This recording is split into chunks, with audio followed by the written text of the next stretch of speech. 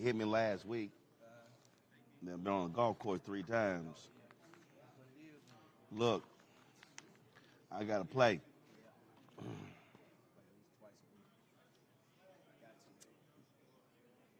My brother came in town Sunday. Mic check, 1, 2, 3. Mic check, 1, 2, 3. He came in town Saturday. So we played Sunday. We played Tuesday. Played yesterday as soon as I landed. I always play that, yeah. Love Ross Bridge course. Yep. All right, cool. All right, folks, we're here in Birmingham, Alabama at the 2022 Swac Media Day. All of the teams are represented here. They are, of course, talking to Assemble Media, who's from all around the country. So let's get this thing started off with the Jackson State University AD, Ashley Robinson. Ashley, how you doing, man? Doing well. How you doing? All right. So last year, great season. Didn't finish it the way you wanted to finish in the Celebration Bowl, but just give us a layout of what this year looks like for Jackson State. Jackson State, I think it's going to be a great year this year. Last year, we won 11 straight games last year in the conference, first time in school history. Jackson State has a rich tradition. Coach Prime has came in and did a really good job recruiting, has a great set of coaches, great set of student athletes, and we're looking for a lot of success on the field. Very excited, great quarterback, great receiver, 5-star Travis Hunter coming in. Very excited about him. He's, electric, very exciting player. So we're looking for exciting things, and that defense is really going to be really fast this year. So we're looking for some very, very exciting things on the football field and looking for some success. A lot of attention, obviously, being applied to Jackson State. Dion has always been an attention magnet, but how have you also been trying to keep up in terms of your facilities? Trying to rebuild that up to match that level of attention. And that's what it's all about. It's all about supporting your coaches, supporting your student athletes. Facility upgrades, apparel deals is a big deal now in college athletics. And keeping up with those facilities, we've done some things to our football facilities now. We're ready to launch our new facility on August the 5th. Locker rooms, we've done our turf field, just redid our tennis courts, and we're looking to upgrade all our athletic facilities on campus. And we want to start on campus. We've done our AAC, which we play basketball in. We've done the exterior. Now we're working on the interior. So we continue to do those plans with facilities. We have a building champion fund, so we encourage everyone to give to the building champion fund. That's our campaign that we're doing to upgrade all our facilities here at Jackson State University. What a lot of people don't realize is that especially your larger HBCUs, don't play a lot of home games. Right. Because for them to generate revenue, they're playing in various classics. Right. You guys made the decision to pull out of the Southern Heritage Classic. The SWAC created a different classic. Talk about that, because you were drawing thousands of fans to Jackson, Mississippi last year. That obviously is a huge economic benefit to the city. Right. And so what is that long-term strategy? Do you want to get to the point where you're playing all of your home games there in Jackson versus being on the road? Yeah, we want to get to the point where we, with the alumni base we have and the support we have and averaging 42,000 fans, homecoming over 50,000, we want to get to 5 to 6 home games. I think the vision has changed. I know in the past, classics was big for HBCUs, but the business model has changed, and we want to continue to my vision is to build that model, and we want to get to 5 to 6 home games due to the fan base that we have, due to, the support that we have from our alumni base. We're 50,000 strong, and our fans travel very well. But we want to travel at home. We want to be able to bring that home, bring those dollars in the city of Jackson, not only support Jackson State University, but support our city, support our state of Mississippi. Last year we played Alabama State at homecoming. We had 55,000. Mississippi State played Alabama 2 hours down the road. They had 53,000. So we have the support. We have the fan base. So we want to get up to 5 to 6 home games. We want to start that business model and bringing everything home so those revenues and those dollars can stay in Jackson, Mississippi. How do you also make it clear to your fan base that, look, you also got to pay for these tickets? Right. And let's just be honest. And I've had this conversation with numerous HBCU ADs and coaches. Right. A lot of people like, hey, I was missed this or missed that back in the day. But the reality is, you need folks paying for tickets. You need them doing season ticket packages. You need them buying suites. You need them supporting in those ways. Right. You know, season tickets and alumni. You know, we've had those struggles, and I think it's about communicating. And I make sure that Everything I communicate. can't be about the hookup. Right. Everything has to be about communicating, and you have to help them understand. You know, when I talk to alumni, I talk to our alumni chapters, and I explain to them what it costs to have a successful program. Right. How many season ticket holders it would take for us to be successful, and that's a 80% part of it. You Right. get 25. 30,000 season ticket holders. You go to most people. That's your base. That's your base. Right. You want to get there. You don't want to be in a situation where you're depending on 20 to 30,000 fans to buy tickets on game day. So we want to create that environment. We want to change that vision. We want to communicate and get out and put that message out there that we want to have everybody. If you don't come to the game, if you're a Jackson State alum, we need you to purchase season tickets. And that's what we need to do, not just at Jackson State, but all our HBCUs. Let's support our institutions. If we don't do anything else, let's be a season ticket holder.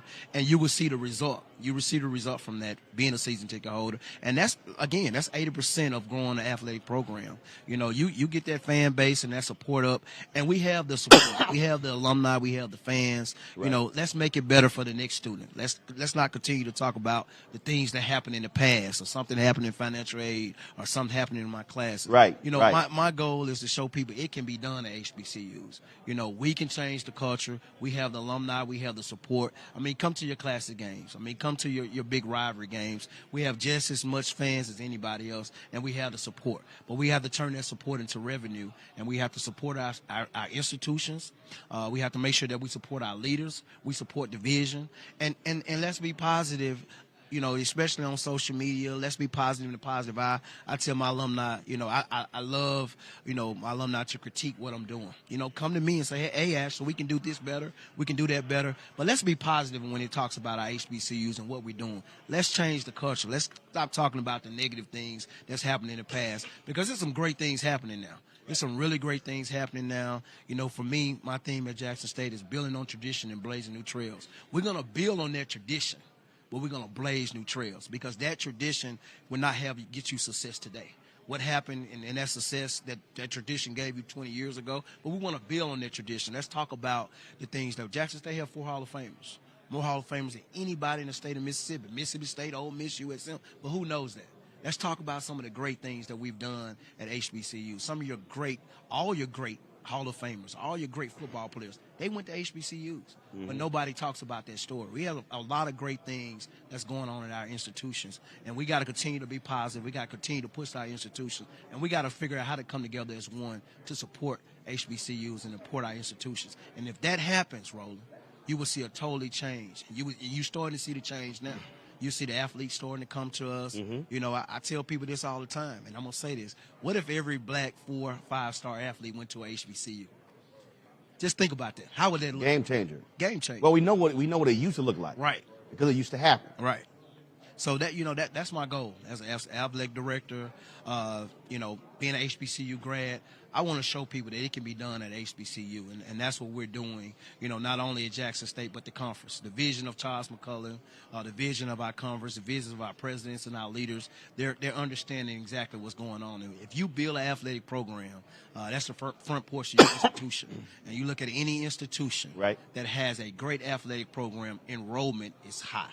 And as an athletic director, I want to be able to support Jackson State and help grow that enrollment and help grow Jackson State University. And your job is not to be the AD of the football team. That's right. It's all of athletics. That's right, all 16 sports. And we have to support all sports. And that's one thing that I believe in. If I'm going to do for example, we did our turf for football.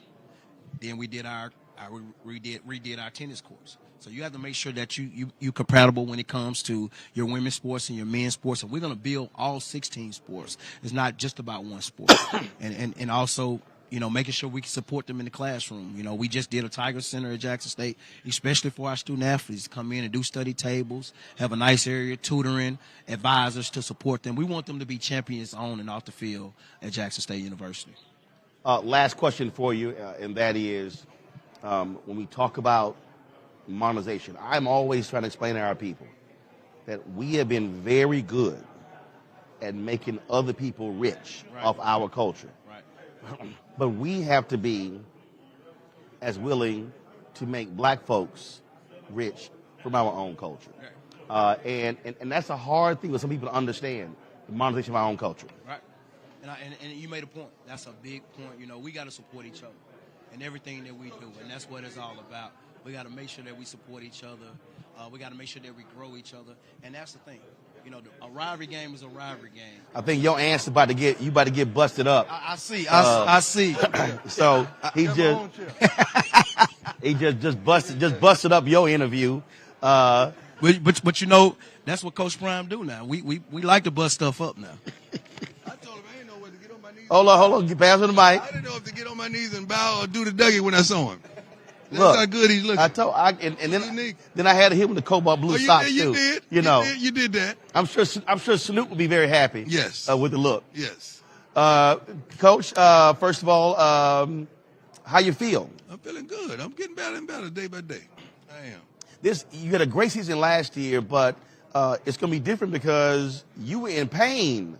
At the conclusion, you were dealing with coaching and dealing with your health challenge. We dealt with a lot that people don't know about. But you know what? God sustained me and saw me through, and I had a wonderful team of support around me, including my team, and we got through the storm, and I'm thankful for it. We were just talking about the monetization. No, he answered it, so you can answer this. We were talking about monetization, and what I've said is we've been successful at making a whole bunch of other people rich off of our culture. True. I've been saying now it's time for us to make us financially powerful from our own culture. Who is us? No, when I say us, I'm meaning African Americans, black people who are creating apps, black people who are creating media companies, black people who are creating technology companies. And I'm like, yo, you know, you take technology. Boy, we took Clubhouse from nothing to a $4 billion evaluation in 9 months. Right. Isaac Hayes III out there creating a fan base, building that social media app. I got people coming up to me saying, man, I really wish you get a show on MSNBC. And I'm like, no, I'm good. How about I create my own media company? We gotta still stick together. That's the problem. We do it and we're separate. In silos. We got to do it in unity. Because something that I may be great at, you may have the other piece of that. Right. So that we're exceptional. Right. But I don't want to hoard that because I don't want you to get in right. with that, and that's the problem. See, right now, that's what's happening with the Swac. Now people are starting to see value in the Swac, so they coming from everywhere. They want to invest in this. They want to put money in that. They want to be a piece of that. Let's get together and talk about this instead of trying to get something and just sift from it. Right. Yeah, we need to unify and make it. We need to perfect it before we package it, then sell it. Well, the night before he was killed, April 3rd, 1968, in his speech at Mason Temple, Dr. King said, black people individually are poor, but collectively we have one of the largest economies in the world. Yes. He said, if we don't practice collective economics, then we don't move forward. That's what he said the night before he was killed. Told. Not one lie told. And we're still in a deficit when it comes to that. That's what we're trying to do. And I'm thankful for this man granting me the opportunity to come here and do what God has called me to do. But it does not come without complications. Oh, yeah. It does not come without ignorance and adolescence. But we're fighting and walking through the storm because we're challenged to get it done. And we're going to get it done, ain't we? Sir, we're going to definitely get it done. When you talk about this amount of attention, you've always understood marketing, understood media. And what now happens is, you talk about the collective, other folks now have to realize, hey, guess what? We've been asleep at the wheel. We got to be far more aggressive with social media. We got to be far more aggressive in communicating a message. And right. I've always said that HBCUs have been a potential gold mine. I love the words you chose are so spectacular because it's potential. We got to get our business practices better, my brother. We got to understand our worth, and we got to clean up our house so that we can reach our full potential. And my young tenure as a coach and working with this man has been tremendous, but we've gleaned from one another, and we're trying to elevate, and not just elevate with us at Jackson. We're trying to elevate the whole entire Swac because of where we've been. Right. See, it's something for some of these other media outlets to talk that talk, but ain't too many of them have been where you've been. and what you've done and what you've accomplished and what you're still accomplishing. So when you're talking, either you're going to keep going ahead or you're going to stop and wait. Mm-hmm. And that's the challenge. We don't want to stop and wait, man. We're trying to go. We're trying to go, and we're trying to advance every darn possibility of Jackson State and Jackson State football. I did a breakdown on my show when y'all made the decision to pull out of the Southern Heritage Classic. And we had this whole big back and forth with my audience. And I explained to them, I said, guys, I didn't go to HBCU, but I was spoken on 65 of them. 65. I said, now a bunch of y'all ain't even been to 65 HBCUs. So I've had 65 conversations with presidents, with ADs, with professors. I'm like, so don't act like I don't know. And I was talking to one who said they couldn't bring their band to a classic because they wouldn't get enough money. I said, if you can't bring the band, I said, that go with the football team. And I'm like, guys, I said, this comes down to economics. It comes down to how What does not come down to economics? Right. I said, in America, there's only one. In sports, just sports. What does not come down? All this movement in these SEC. It's all money. You know, it's business. So what does not come down to economics? Right. So if we make a decision, don't you think we've sat down and really talked about it and analyzed it and say what's best for the kids and what's best for Jackson State? Business, man. See, you said something that I loved when you said, when you said, what does that mean, doing it for the culture? When I saw the video, I said, yes. Okay, he been listening to me too. Because trust me, I said, it's literally the same thing. When somebody says doing it for the culture, the first thing that I go is, who is economically benefiting from that very thing? And that's the piece. What is the culture? Right. How many rivals that we really have? How many rivals? Who is it? Alcorn? And who? I'm sorry, I pronounced it wrong. Alcorn in Southern. Kid ain't no other rival. Ain't no other rival. So tell me about the culture. So when we play Prairie View, are you at the game? When we play Bethune, are you there? Who else? Who else? When we play these other schools, are you there? Are you support Texas? Are you there? No, you ain't there. And then what I've been saying, if you're there, are you in the parking lot? Or are you in the stadium? And then we're trying to fix that too. Oh, Doc, look, one charge. Boom, there you in, you in. That's it. You ain't gonna get in and be out. You should be in and in. What did the NFL do? NFL said, "Oh, y'all want to come tailgate? There's a tailgate fee. There you go. You ain't got to go to the game. There's gonna be a tailgate fee." We got to stop this because we want to compete with the others, and you know what I'm talking about. So we need to act like the others. They don't have no problem with a home game. A home game, they don't give a darn who's on the schedule. They coming. Because they know they'll show up. They coming. We got to get to that point where we're supporting in full. Not only that, 11%. You know it's 11% of graduates, alumni give? Right. Well, first of all, and that's actually skewed because of Claflin is above 50. Actually 5. I'm being generous. Yeah, you've been real generous. Being generous. You've been real generous. It's really 5. So that means that 95% of the folks walking around with the university's logo and hat haven't sent not a dollar, haven't sent a penny. And I'm like, folks. But you got an opinion. Right. But you got $100 worth of opinion. Right. But so that is we talk about redefining the culture and redefining the mindset. Well, don't get me started. See, you get me started. You got to stop. Well, I do this every day. So this ain't, but these are the conversations we have. Right. And this is a conversation I purposely have on air because when somebody says, well, if our black celebrities give, and I walk them through and I say, guys, political campaigns, most donations are $20, $25. I'm like, come on. I said, you can't say I love an institution if you don't send a check. Yeah, that's not our black celebrities' responsibilities. Their responsibilities is to them and their families. That's not their responsibility. They hadn't attended HBCU and they don't even understand the ramifications and what a HBCU will garnish you. I mean, we have two main factors. Our main 2 goals. When a kid comes to me, his mama want to know 2 things, and his father. What you gonna feed my kid, and where my kid gonna lay his head. Let's start right there. Now the first line. Let's start right there. I know somebody watching. That first line, I know for a fact, is a huge deal because I've talked to other players, And we saw this even at major universities when NCAA had to change the rules. But cats like, dog, we can't eat on the weekend because the cafeteria is closed. Let me tell you something. That's a big deal. That's one thing that AD, and I appreciate him, we had to address immediately. And now I'm looking through, my reminders or whatever on social, and I'm hearing that HBCU's attendance has skyrocketed. Yes. Skyrocketed. But guess what hadn't? We don't have anywhere to put them. There you go. Housing. We're lacking housing, not just at Jackson, but everywhere. Right. So when I say things like our business practices, our forward thinking, our thought process needs to advance, ain't no lies being told, man. Because we got kids that want to attend our universities, but they can't. If you don't have the infrastructure, and again, they have an expectation also of facilities and what to expect. And if you say you can't compete, say, well, just because. Come here just because. No. You got to. And you can't be all about the culture because they're going to say, what does that mean? When a parent says, what does that mean?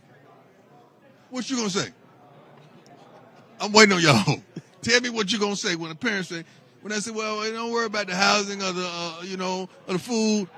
We have a culture. Coach Brown, what does that mean? I can't eat culture.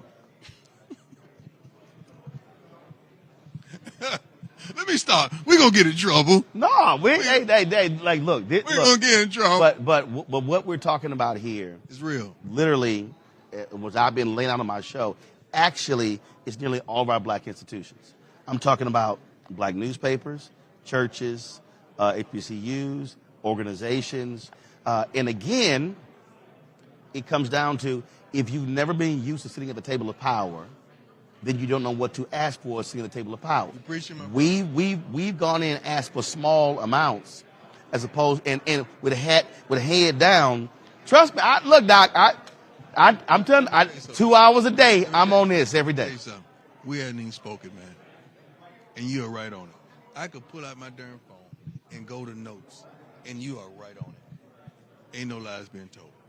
And that's the thing that hurts us the most, because this is what we're trying to do. Yep.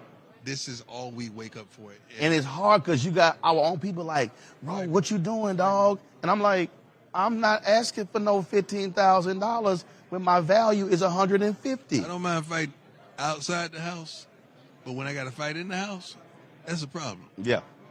That's a problem. That's what every marriage I did. I ain't finna fight in the house. Right. That's a problem. Yeah. Yeah. Oh, absolutely. Got to ask you a football question before you get out. What are you looking forward to this upcoming season? Dominate. We're not just trying to win, my brother. I'm dead serious, and I'm saying this with no smile. We're trying to dominate. The only way our kids are going to get to the next level and get to pro, the multitude of them, is we dominate.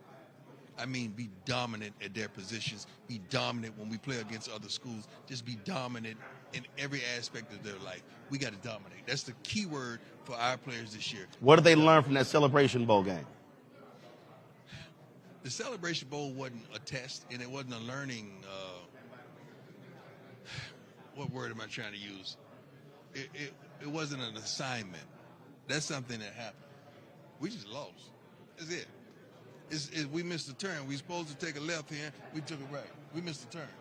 That's it. We flushed it. We gone. We out. Let's go.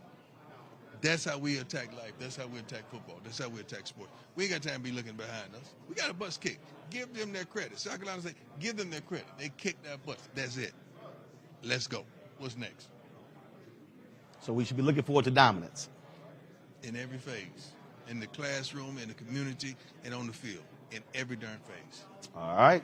Appreciate you. Coach, always good to see you. You too. Ashley, good to so see clean, you. You're dirty. He's so clean, he's dirty. And I look forward to popping into one of the games this year.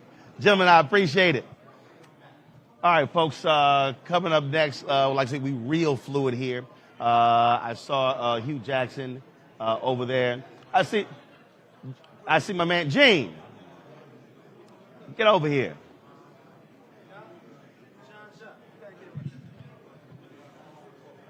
This one right here, right here.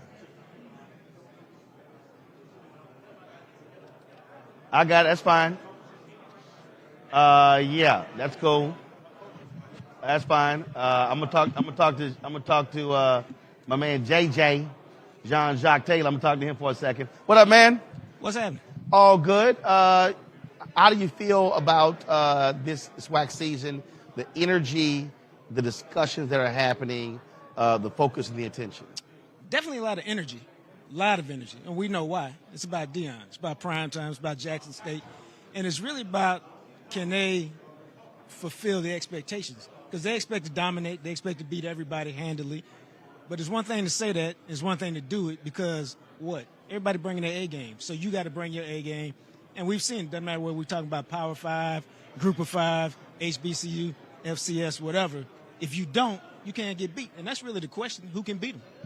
Well, and we saw what South Carolina State did in that Celebration Bowl. And I remember in talking to the head coach, we were at the World of Coca-Cola, and he said, yeah, I got great respect. He said, I got a few rings on my hand too. Right. And it was very interesting just listening to them and the players, and them players were not scared, and they went out there and they let everybody know. No, it's you have when you're Jackson State and you've built what they've built in a short period of time with Deion, you're getting everybody's best, and your players got to understand that they're getting everybody's best.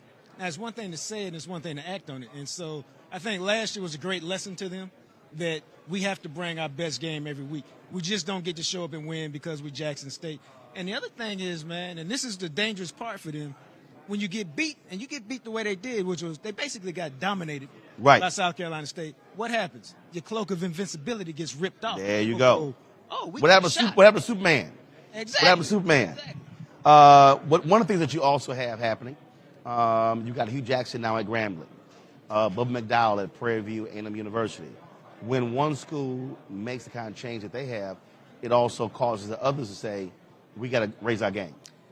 Yes, they've raised their game in terms of hiring coaches with NFL experience or hiring, I'm using air quotes, big name coaches. That does not matter if you don't put the finances behind it. Right. You got to put the money behind the program and behind the coach that you got, because Hugh Jackson or Bubba McDowell or anybody can say, hey, Roland Martin, we want you to play for us. You say, okay, coach, I'm really interested. You get on the facility on your visit, and you go, my high school got better facilities than this, which we know can happen in Texas real easy. Then they're like, I don't want to roll that. So the schools and the administrations and the presidents and the boards, the people that control the real money, got to put the money into the program. Because what, dog?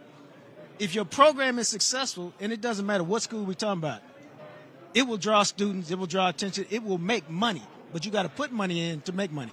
Absolutely. Always good to see you, baby. Yes, sir, my friend. I see you chilling. You know, got the cutout jeans. You know, he looking. I try to do it different. While everybody else showing up in suits and ties, I show up like this. Well, you see, I ain't got no suit and tie on. Right. Now, when everybody was showing up like this, I was wearing suits and ties. Good seeing you, baby. All right, Doc. All right, Doc. Thank you. I see you around this season. Appreciate it. All right, folks. Let's see who is next. All right, Commissioner McClellan is about to step in here. So I told y'all it's sort of like a roving, like you're just rolling folks through. That's what it's like. So it's unlike traditional television. Commissioner McClellan, how you doing? Doing well, sir. Thank you for being here. Got lots of energy in the room. Let's talk about where does the SWAC stand? You've obviously the attention of Deion Sanders, but now you got Hugh Jackson at Grambling. Now you've got Bubba McDowell at Prairie View A&M University. Now you have all these different things happening. What is the state of the SWAC? The state of the SWAC is extremely strong. When you look at just from a football perspective and you look at the coaches, it's a who's who of football. And I think that's ultimately what SWAC has always stood for, and we're able to manifest that now. Coach Prime, obviously, has a really big name, but from a coach's perspective, Hugh Jackson, former NFL coach, Eddie Robinson, one of the best linebackers that ever came through Alabama State and one of the best linebackers that ever played for the Houston Oilers. Again, I said this earlier, not to put Eddie Robinson's business out there, but he got plenty of money.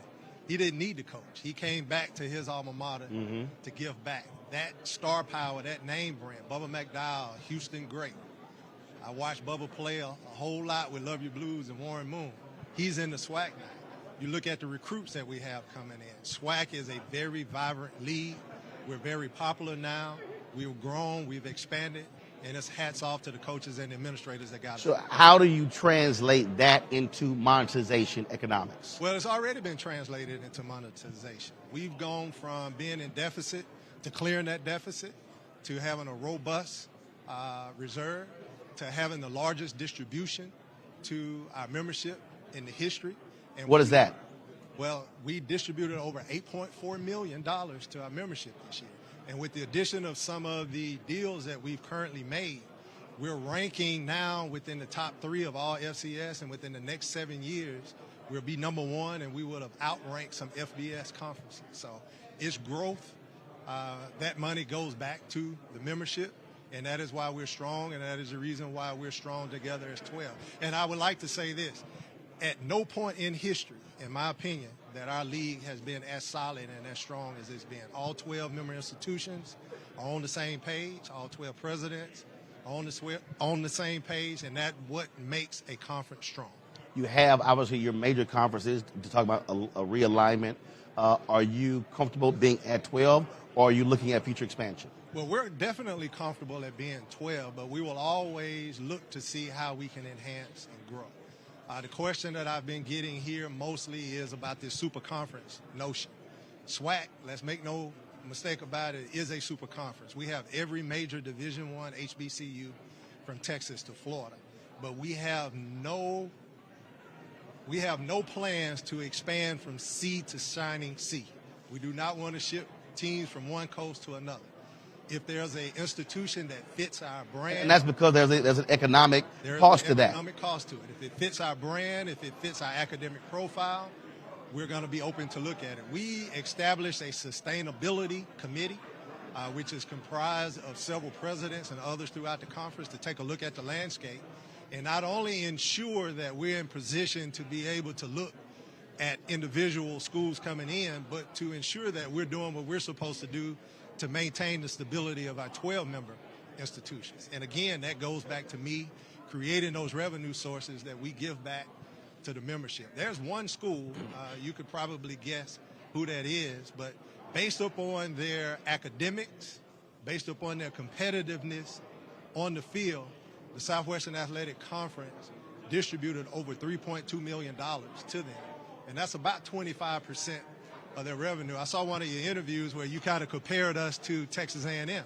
If you look at Texas A&M and what they got from the SEC, they get about 23% of their revenue from distribution. So if you want to compare apples to apples, the Southwestern Athletic Conference is doing for its member institutions what the SEC is doing for theirs. So on that point about distribution, and for people who don't know, are your resources distributed equally among the schools? Well, at the end, once our budget is balanced, it's distributed equally. But there are some unequal distributions based upon competitiveness, based upon what you do academically. We give academic incentives. We give competitive incentives through our sponsors.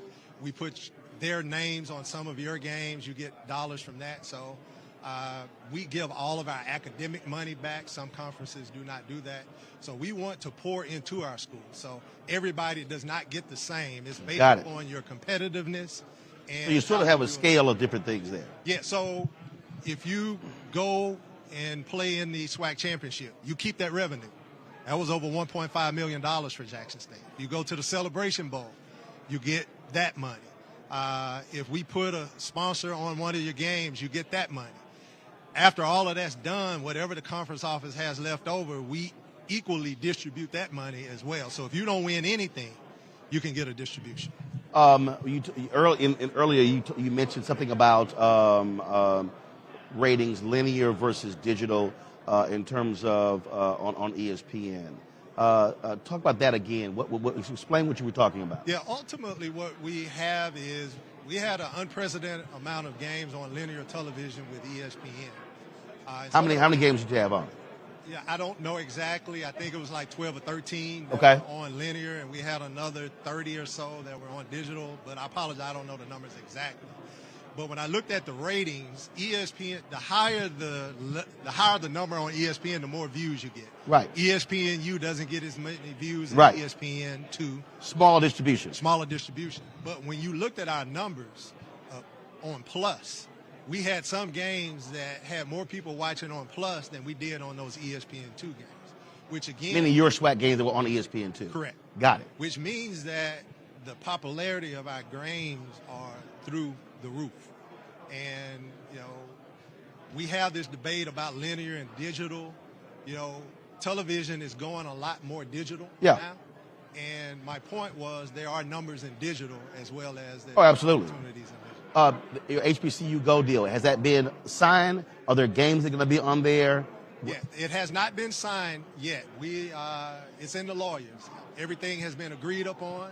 They have chosen their games. We haven't been able to announce it yet, simply because we're waiting on the lawyers to get all of those T's crossed and the I's dotted.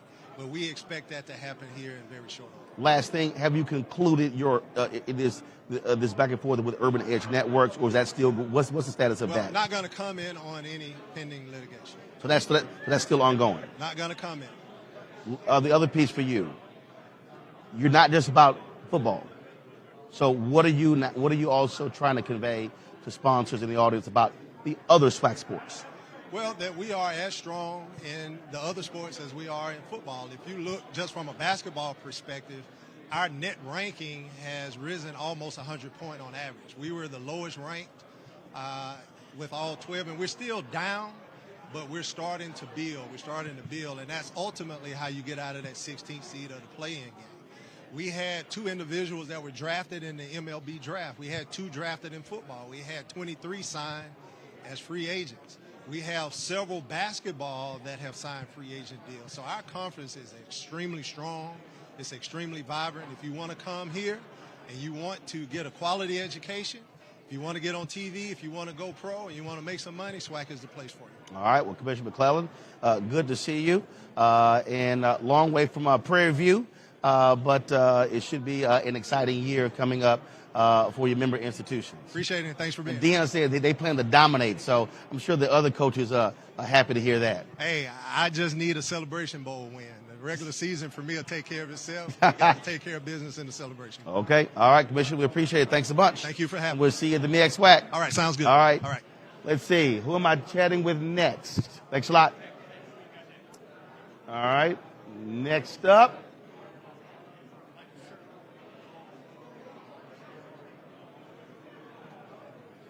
How you doing? Coach, how you doing? Good. Take a seat here. I got it. All right, Coach. Eddie Robinson Jr., Alabama State. How you doing, man? Doing great. First of all, let me just say to here, y'all have the appropriate colors. Me being a life member of Alpha Phi Alpha, so those are the right colors. Well, the right colors are purple and gold, but that's just not school colors. No. But as I always say, y'all took one of our colors. But it's all good. Absolutely. So let's talk about why did you decide to come back to your alma mater to coach? Well, I think it's You didn't have to. I didn't have to. And I think the most precious thing you can give is your time. And this is a 100% time commitment. So it was something that just from my whole life plan that just fit into place. And my coach, Houston Markham, who's deceased now, he always would tell us that, hey, coming back to your alma mater, he went to Alcorn, so he was a SWAC guy. And he just always felt like if you could come back and give back to the kids and to the people who helped you. There's so many people that says, if not for Alabama State, then where would I be? And that's my story also. Coming back, what did you see in your assessment of team, of facilities, of the university that you said, we got to elevate? Yeah, well, I think facilities-wise, we have that in place. You know, my thing was swarm is one. That's the big thing that we're pushing, and that's just for everybody in the whole community to come back and really give everything they can to help us be successful. You know, no one head coach can help you win the SWAC championship. No one player. It's really the president, the AD, athletic department, the whole university has to get behind the football program for you to be successful. And I think those are the things that we have in place. And, of course, the fan support, which we've always have had. So now it's just a matter of putting all that together, mixing it together, having that swarm as one mentality, let the kids know that we care about them, that student-athlete experience is what we're really trying to sell, and then just go out there on the football field and get it done. How do you also get your alumni to understand that not only are they an integral part, they also play a huge role making y'all financially successful? Because, look, I've interviewed way too many Alumni Association presidents, trying to get people to understand why they got to give back to their institutions. And unfortunately, across the board, the numbers are utterly ridiculous. An average of 5 to 7% of alumni who's giving. How have you been driving that conversation? Yeah, we have a alumni event tonight, actually, in Birmingham. We had one about the last week up in D.C., and just going out to the alumni groups and just letting them know, like, right now, football, the NCAA football, if you want to win, then you have to contribute from the alumni. Of course, we all know about the NIL and all of the other things that you can do for the students. So a lot of the money that we raise goes directly to the student athletes. And that's what the alumni have to realize, that we want to plant that seed so that next kid can come and say, hey, if not for Alabama State, then where would I be? So you have to really, you want to have the cheerleaders and you want to wave the pom-poms and come to the games. But ultimately, you have to donate if you want your university to be successful. On that particular point, when you look at your games, first of all, I've had this conversation with other coaches. How many home games do y'all have? How are you trying to keep that enthusiasm in the home city as opposed to, frankly, being sort of like a traveling squad? Well, if you go back to Eddie Robinson, he always understood the importance of the classics because, he was in Grambling. How many people are going to end up in Grambling unless you go in there? So the classics are huge. We play here in the Magic City Classic against Alabama A&M, biggest game of the year. But I think we have 6 home games to answer your question. And what we have to do is make sure each one of those games, we have that excitement and that fan. We have the fan base, we have the stadium, you have the band and all the tradition. But you have to have some really good matchups. We have FAMU coming to play us at home. Jackson State's coming on our homecoming. And so those are going to be like really big marquee games. Our first game is the, Labor Day Classic versus Miles College, the in-state rival. And we end with the Turkey Day Classic, which we're not playing Tuskegee this year. But the next couple years we'll have Tuskegee back on the schedule, which is the oldest black classic. So traditionally you have to play Tuskegee on that Turkey Day Classic. Now, speaking of the Magic City Classic, is a whole lot of debate still going on in Birmingham. Do they keep it at Legion Field? Do they move it to the new stadium? And I was talking to some folks last night, and they said, look, if you're going to be operating in the 21st century, you got to have a 21st century facility. And they said it makes sense to go to the new stadium to create the additional revenue opportunities because the game is a revenue generator for the schools. Your thoughts on that? Yeah, that's above my pay grade, so that's a tough one. But me growing up watching Legion Field, and every time I come to Alabama, if I'm driving through Birmingham, I'm always going to look to the left off I-65. I'm looking for those towers of Legion Field. So, but I definitely can understand you have a new stadium, beautiful stadium. I was there for a state championship of high school football, so it's a great atmosphere. So it's arguments on both sides, but the biggest thing is the game is here in Birmingham, and you have 2 choices of a venue. We just want to play the football game and win it, and I'm sure the guys will figure out where we should play it. But I can definitely understand the people in the community. I'm sure you've been here for that Magic City Classic. They're out there tailgating on Monday. So the city of Birmingham is behind both schools, and they just love the game, and we love being here. Coming into this role, have you seen yourself doing, I'll ask this way. So when I talk to HBCU coaches, you're not a coach. So, what head coaches are doing at Power 5 schools, your role is a whole lot different. Was that a surprise to you, or did you understand that it is not just about what happens on that field?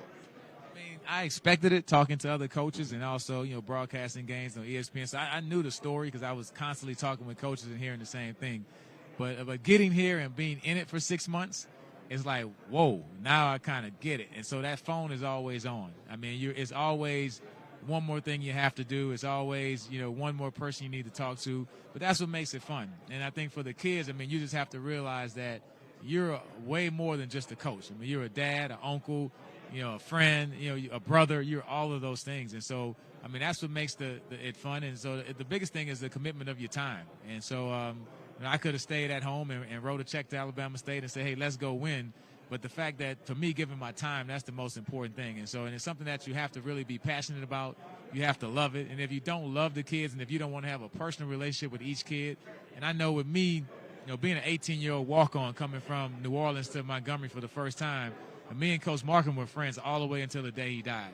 And so it was way beyond coach. We would go to Yankees games together. It was just, if I had a big life decision, I would call him and get his opinion. And that's what I want to be. I want to be way beyond a coach. And these guys, I should be having friendships with them that's going to last a lifetime. How's your team looking? Looking pretty good. I'm enjoying it. I think we have the people in place. And everybody's out here gotten better. So every coach will tell you, hey, man, I've gotten some better players. We train better. We're better than last year. So now the fun part is you get to see is my better than last year better than your better than last year, and that's what makes it fun.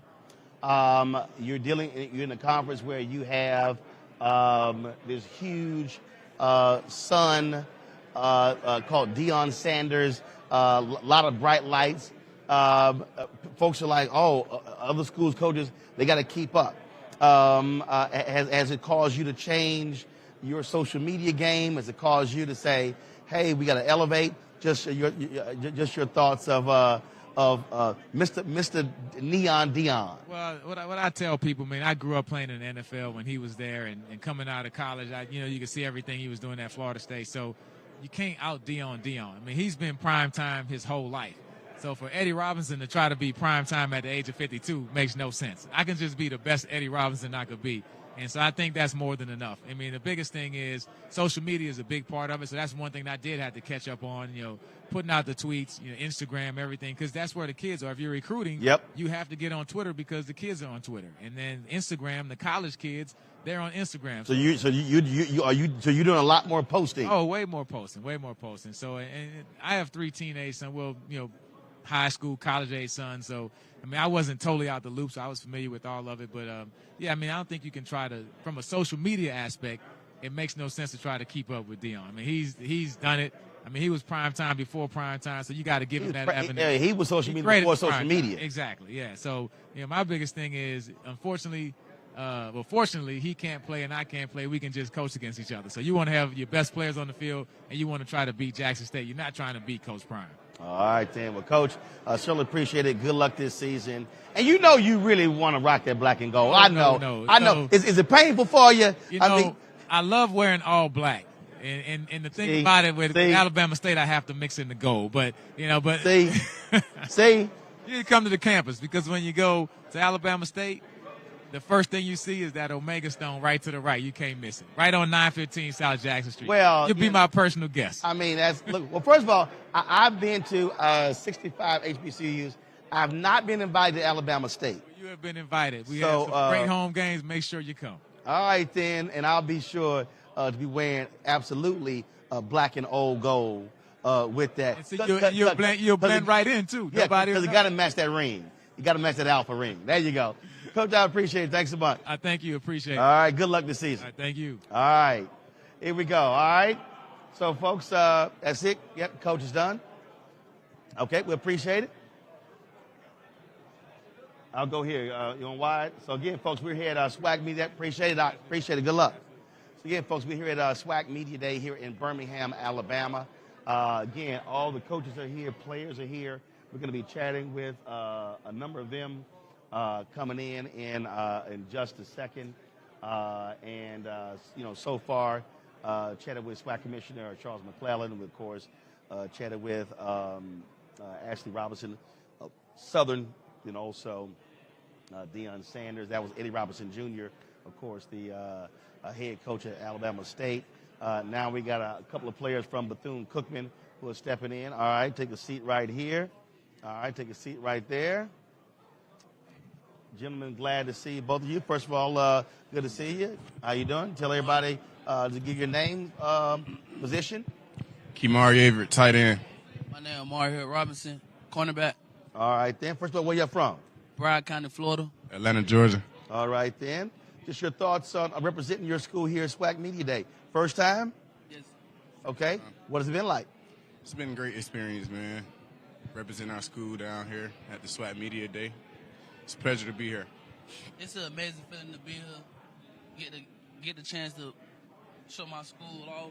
Get the chance to just represent my school. Let's talk about your team. How's your team looking? What are y'all looking forward to this season?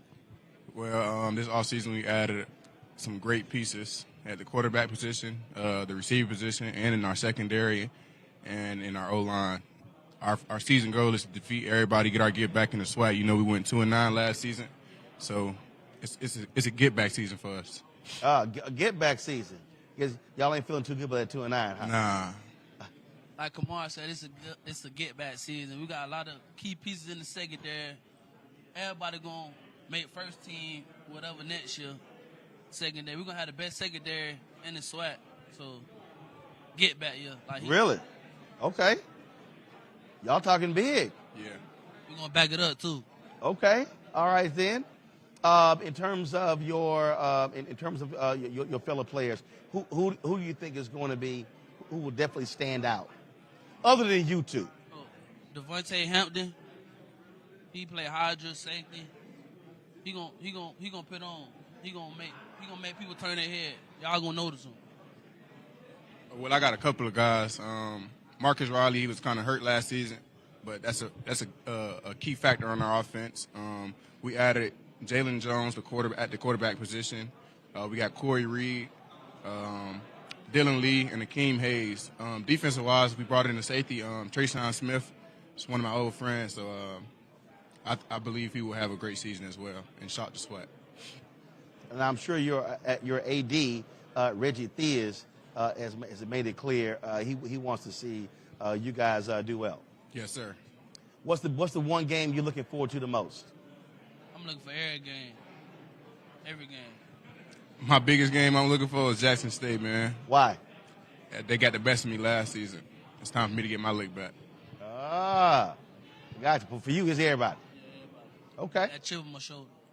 Why? Got that spanking on my behind last year. I don't like that feeling, so got that chip, holding that grudge. For everybody. Yeah. For everybody. Okay. All right, gentlemen. Well, look, we appreciate it. Good chatting with you. Good luck this season, and we'll see what the get-back season looks like. Yes, sir. All right. Thanks a bunch. All right, thank you. All right, then.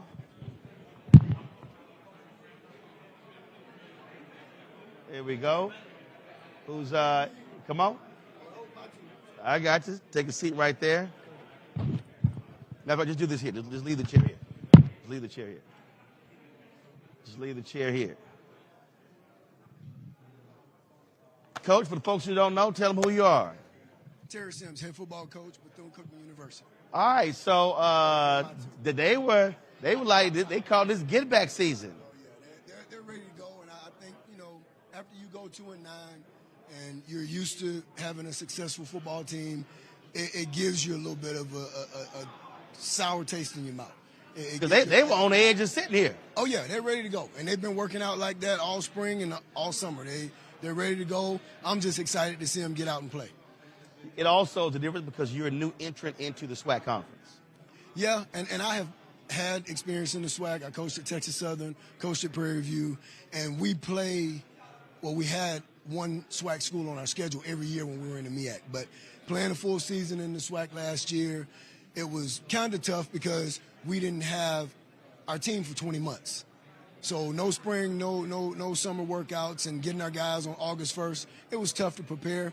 But it's great being in the conference. A lot of great coaches, a lot of great players. We're just excited to be here and excited to show people that we are the football team that they thought we were.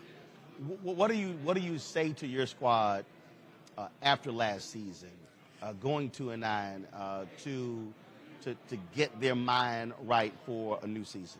I think first and foremost, we're not going to allow last season to affect this season. It's over with. It happened. We got to move forward. We got to continue to push forward. We have to gel together as a team. We have to play for and with each other and do the things that we're coached to do. And I think those guys have been doing that, since we've been back. Who will be surprised this year? I think we have a couple quarterbacks that are transfers that are going to do well. We have a couple guys that we have on the offensive line. So I think our O-line, quarterbacks, and a couple guys in our secondary that we have that transferred in will be bright spots for us. Okay. All right, then. And, of course, I asked one of your players. One said Jackson State's the one game he's looking forward to. The other said every game. And that's the guy that I'm going with. We're looking forward to all of them. People say one of the radio guys just asked me, well, what game do you have circled? I said I have the schedule circled because that's what's important. We have Miami first, and we're going to go down the line. last question for you. You have this bright light of Deion Sanders in the conference. You've got now Coach Hugh Jackson at Grambling. You've got Bubba McDowell at Prairie View. What does it also say, the quality of coaches who want to coach at Swac schools, HBCU schools? Well, I think it's great to be able to have the platforms that these guys bring. You know, some people may not like it. Some people may talk against it. I think we have to be able to use what works for our programs from the platforms that they make available to this conference, to the, you know, to HBCU football. So I think it's great. I think it's great being a part of it. And I'm just looking forward to what we will be able to do in the future with all this. Has it caused you to be more active on social media? I think we've, you know, if you look back starting in 2010, Bethune-Cookman has already been doing that.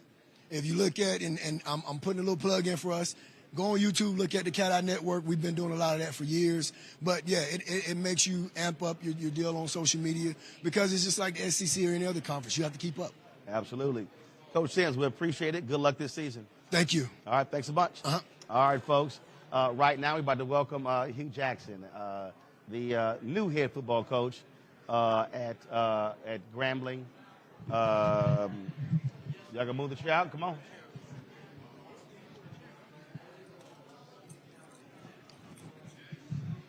This is an honor.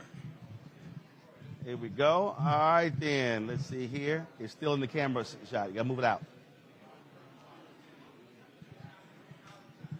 Coach Jackson, how you doing? I'm doing great. It's an honor to sit here with the great Roland Martin. Man, glad to see you.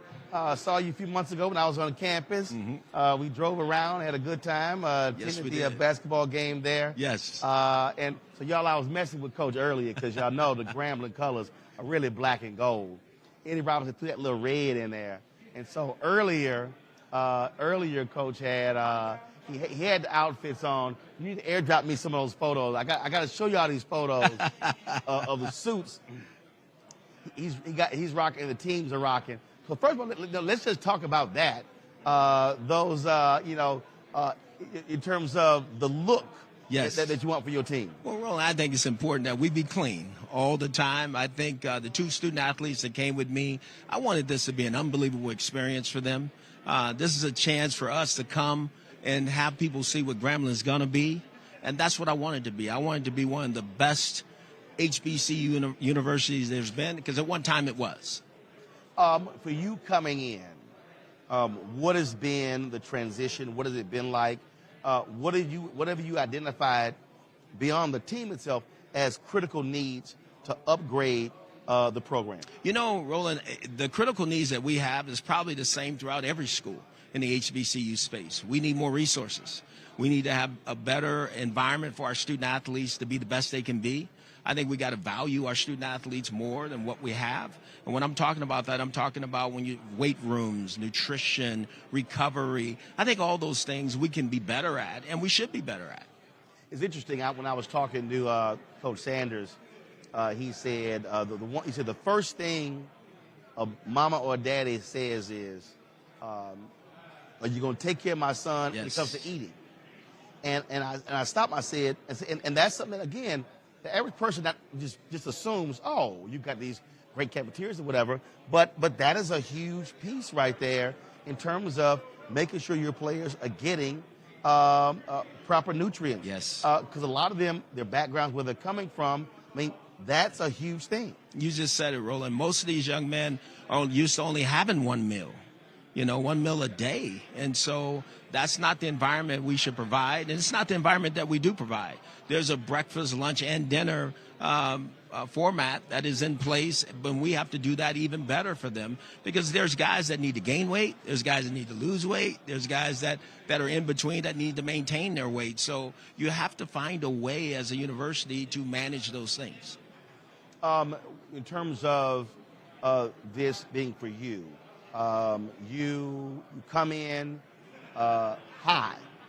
Folks are excited. Then you choose an offensive coordinator, Art Browse, causes a natural controversy. Mm-hmm. Then he has to leave. And so what has an adjustment been like for you, just again, dealing with all that, where every move you make is a major deal. It is, and you said it, Roland. Every move that we've tried to make has been major. You know, before there was Art Browse, there was Ted White, who left to go to Houston Texans. He was my coordinator. And then there was Art. And so I just made a decision after Art that I'm going to go back and do it myself. You know, when you take these jobs, you want to be involved in everything as the head coach because you should be. But at the same time, when you see a need in an area, you have to take that on. And that's my expertise. And so I'm going to be the coordinator as well. I was talking to the commissioner earlier. He talked about $8.4 million being distributed to the Swac schools. He talked about where they stand. You don't just bring a coaching background. You also bring, by being in the NFL, understanding that that is a $15 billion a year enterprise. And so how have you been weighing in on the conference, saying how it needs to elevate itself to monetize these HBCU schools? You know, it's interesting, Roland, because now is the time. You know, that's what the National Football League did. They looked at it and they grew together, made a decision. We're going to work together and build it, and they've become legendary. The National Football League will be legendary. Now it's time for the HBCUs to do the same. We need to work together, not work against each other, to build this brand right, because we do. We have a tremendous opportunity with all these great coaches, all these great players to do something legendary, but we have to do it together, and we got to make the right moves and the right decisions as we move forward to build this brand better than what it's been. When you talk to your other coaches, and they're talking about, obviously, their programs, what needs are, things along those lines, what are y'all also conveying how you speak as a collective as opposed to individual schools? You just said it. I think it's time for us to unite. I think every coach, we all have things that we need. We all have things that we can do better. But we need to be able to talk about those things in public. You know, we talk about a lot of things in private. You know, we all know that normally things are talked about in private and things are happen in public, but we gotta get this changed. We need to talk about these things in public, so hopefully in private we can move the needle for what we truly believe our student athletes need. In terms of your team moving forward, obviously just a few years ago, Grambling won the HBCU National Championship. Things went down. How are you? What are you looking like this year? What do you think are going to be your greatest strengths? You know, Roland, I'm really excited about our football team. And I'm excited about our football team first because of our coaching staff. And then after our coaching staff, the players that we were able to recruit. We were able to recruit a lot of talented players and put them on the team. But we need to come together this training camp in order to find out what we're going to be. Talent doesn't win. Just because you have talent, that doesn't lead to W's. So we have to do a great job as a coaching staff creating the right environments for our guys to grasp our offense, defense, and special teams and go play Grambling football the way we talk about Grambling football. And so with that, one of the things that I've been talking with the other coaches and ADs, what are you also saying to alumni in terms of what their role and responsibility is in this? We need them. We need every last one of them. I've come out many a times and said exactly what we need, and they've answered the call. But we need to continue to answer that call, because in order to change, to make things really move for our student athletes, it takes dollars. Let's just be very transparent about that. We have to understand what the real things are that help lead to winning. And we talked about nutrition. We talked about travel. We talked about, mental health. All those things are so important to a football team. And we need to have all those avenues paved. And the only way we can do that is with dollars. And so they have to be willing to step out and step forward. Now, on the other side of that, we got to be very transparent with our alumni about where those dollars go. And I'm sitting here because I have done that, and I will continue to do that, be very transparent about where everybody who gives us a dollar that deals with football, exactly where it's going. Because I've talked to presidents and alumni presidents, and the bottom line is there's a lot of people who rep the university. They're wearing stuff, but they ain't cutting the check. Right. They're not buying season ticket packages. They're not buying tickets. Folks want to come to the games. They want to tailgate, but they actually then don't want to send money back. That's important. You got to build a program. You have to build a program, and they got to understand that they're a vital part of that. We cannot do it without them. I mean, how do we think these universities make it? They make it because the alumni and all the great donors and sponsors that have been part of the university, that they need to understand we need more, and they should give more. We're having a conversation a year from today. What should it be?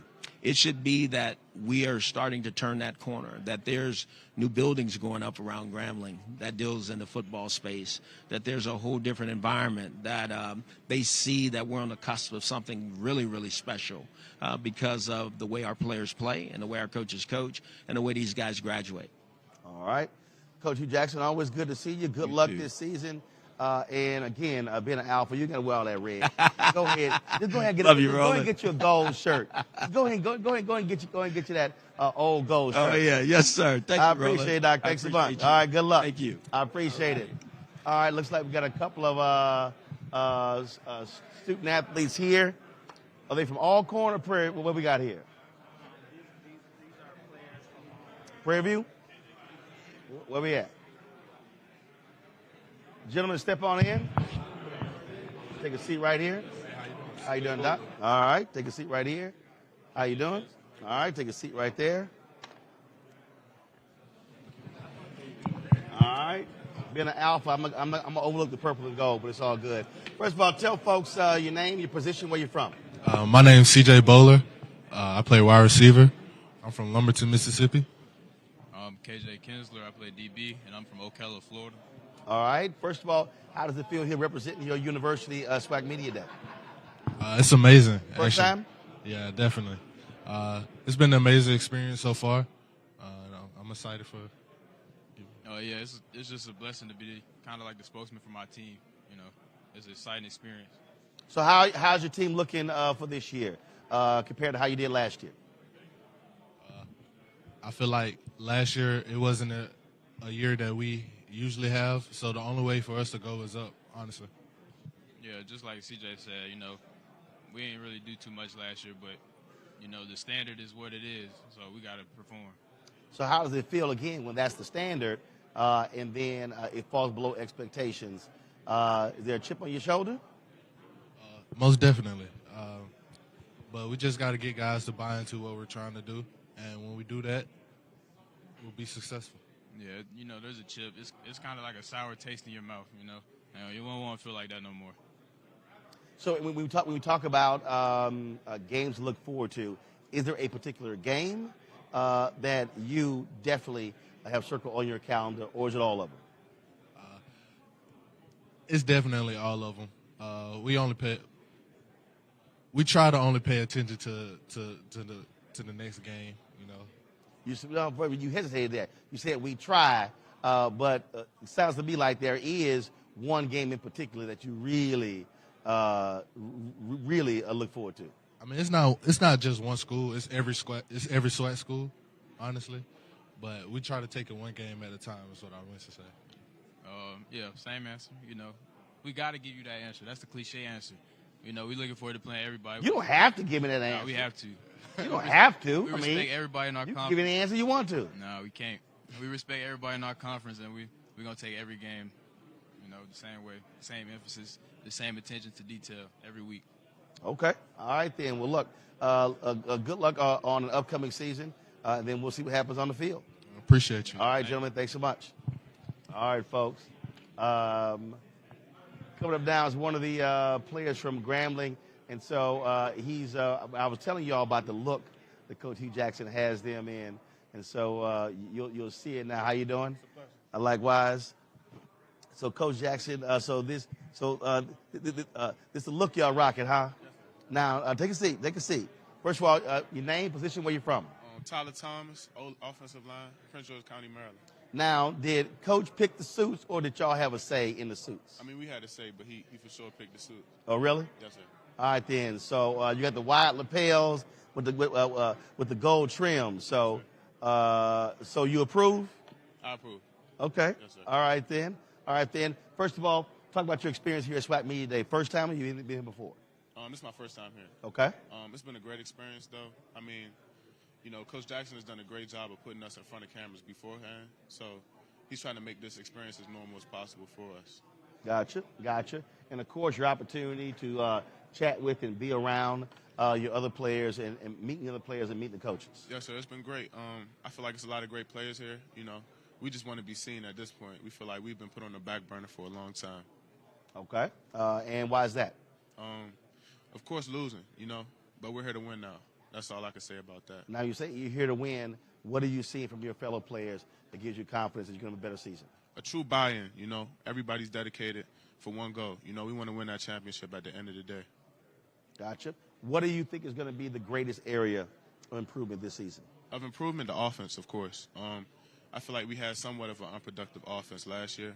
But this year, I feel like we're going into the year with a lot of great athletes and a lot of new athletes. Gotcha. Is there, I asked this, all different players, is there a particular game that stands out the most for you that you look forward to every year? The first game. The first game is always the biggest for me. I feel like it'll dictate how the season will go from there. And that first game is who? Arkansas State. Okay. Yes, all right, then. Well, good luck this season. Yes, I look forward to see how Grambling performs. I will ask you this here. Just your thoughts about your new head coach. Coach Jackson is great. You know, he's all for the players, a true players coach at the end of the day. He just wants to see us win and be happy as a player. All right. Well, we'll look forward to see what happens this season with Grambling State. Yes, sir. All right. Thanks a bunch. All right. Have a good one. Enjoy Swac Media Day. All right, folks. Again, there are a number of folks here who we're talking to. Do this here. I know we're live. Do this here. Give me my MiFi out of my backpack and my brown iPad. So, folks, like I said, we're here at Swac Media Day. There are other people we're going to be chatting with. There's still some other head coaches. We'll be chatting with as well. Looking forward to speaking with them and about what's coming, folks. All the major schools, all the major conferences actually do this. What's happened? The SEC, they've been having their media days. Big 12, the ACC, all the schools, they've been doing this, and so this is not solely just the SWAC. And the purpose of this is obviously to bring attention, if you will, to the universities, their programs, allows all the different media outlets to come in and talk with the coaches and the players. And so what you have here are a number of different media outlets, folks with HBCU Game Day, Black College Sports Network, HBCU Go. They are here, of course, ESPN, which is one of the partners as well, of the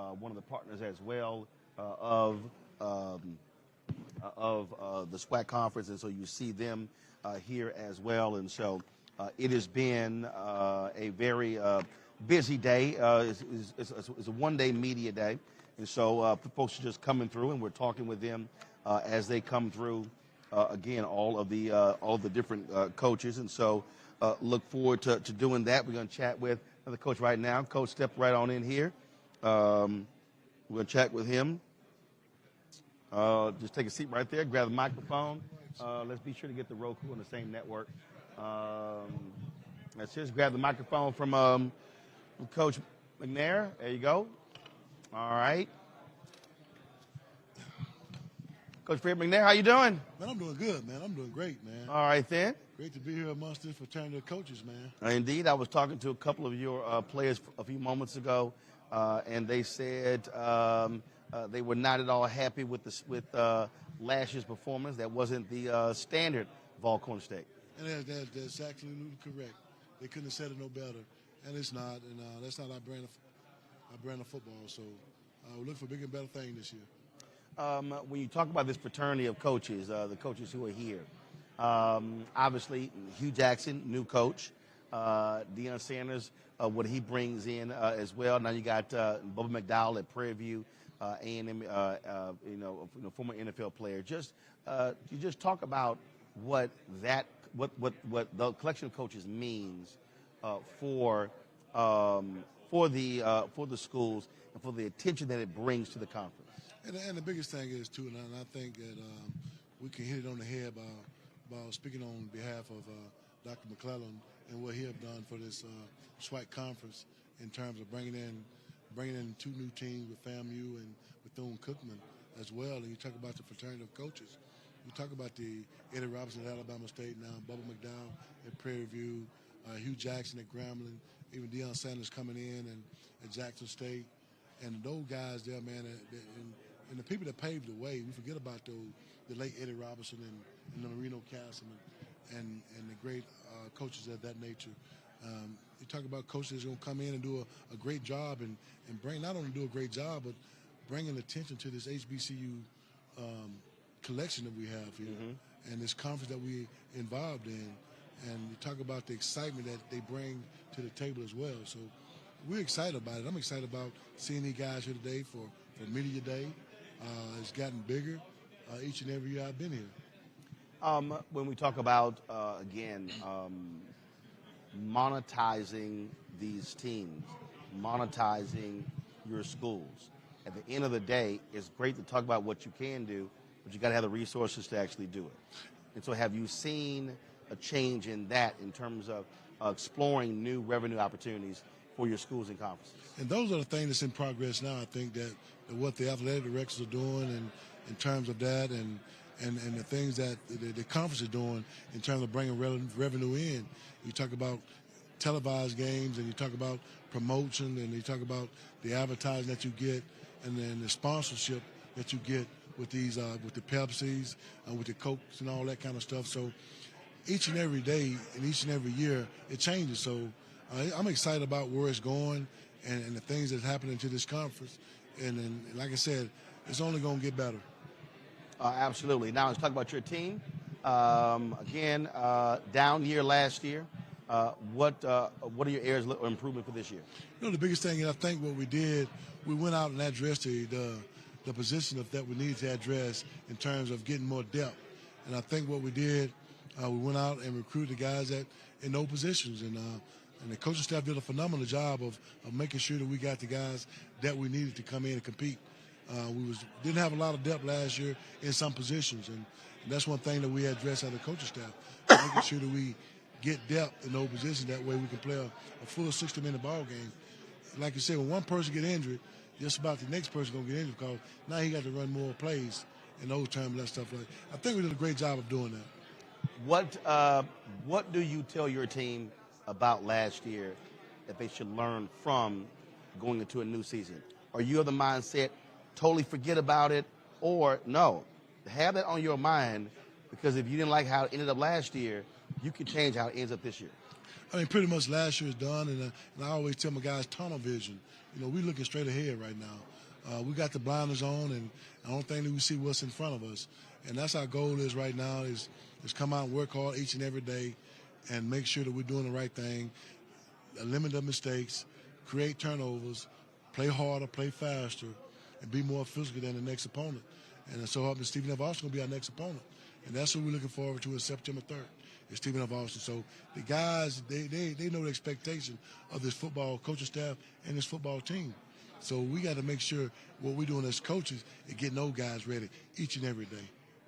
Our last question for you, and I ask this: have you, with this generation, really being about Instagram, Twitter, Snapchat, TikTok,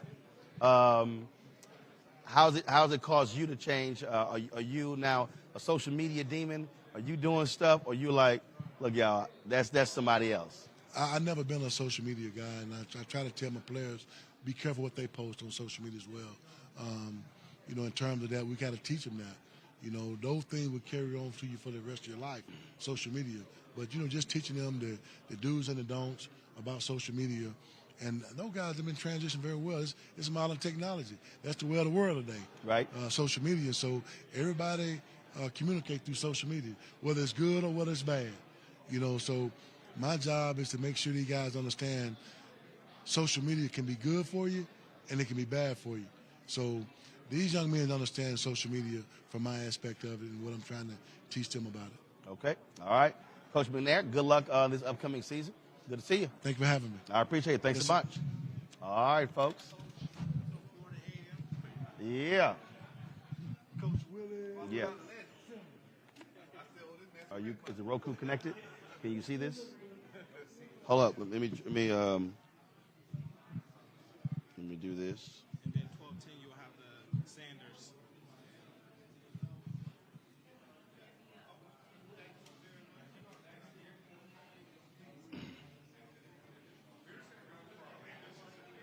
I need a code. Huh?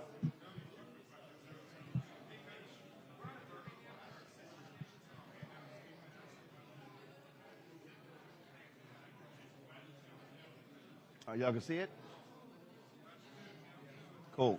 All right, folks, joining us right now is the head coach of Florida A&M University, Willie Simmons. Coach, how you doing? I'm doing well. How you doing? Good to see you. I'm doing good, So last year was your first year in the SWAC? Yes, sir. And your assessment of how it went? Well, it went well. You know, obviously we lost one game in the conference, 1 point loss to Jackson State in the Orange Blossom Classic. But we're able to have a playoff berth, first playoff berth in the SWAC in 20 years, first HBCU team to represent the FCS in the playoffs in 6 years. So very excited about the season we had, but obviously at Rattler Nation, that's not good enough. You know, we want to be champions, and our guys are really committed to bringing it home this year. It's interesting. I see a lot of people on social media talking about the FCS championship. Some say that's more important than going to the Celebration Bowl and winning that. Where do you come down? Well, I think both are great, right? The opportunity to go and play in the FCS playoffs and win the FCS national championship, of course, here at Florida A&M, we know what that feels like. We're the only HBCU to ever do that, you know, back in 1978. And so to have that opportunity is great, but also the exposure and the financial, the financial gain you get from the Celebration Bowl is great as well. You know, the chance to be able to bring millions of dollars to your athletic program is something that most of us desperately need. And so I think both are great. And, again, I don't know if there's a way to have your cake and eat it too, but either opportunity, I think, for either program, but if either team gets a chance to do that in the conference, I think we'll all take that opportunity. You talk about that one loss. What were your goals coming in terms of improvement? Well, you know, obviously for us, it's about that ultimate goal of one, winning the SWAC East, and that means going through Jackson State, going through Bethune-Cookman, Alabama A&M, Alabama State, Mississippi Valley, some great teams in our division, and then ultimately hosting the SWAC championship game, and then winning the SWAC championship and having that chance to play in the Cricket Celebration Bowl. So, you know, at Florida A&M, our goals are lofty, right? You know, we have an expectation to be the best, and second best has never been good enough for us, and so our guys understand that mandate, and they're working extremely hard to make that a reality. One of the conversations that I've had with all the different coaches is what they have been trying to stress to the alumni base as to how to grow their departments, how to grow their teams, how to grow their schools, and really emphasizing the need for them to give back. I remember a few years ago on my TV One show, News One Now, I had the president of the Florida A&M Alumni Association who said that in terms of the giving rate was around 5%. And he said, we've got to get that up. What have you been conveying to all those Rattlers out there, folks who shout the name, wear the hats, wear the shirts, but don't send a check back to the school?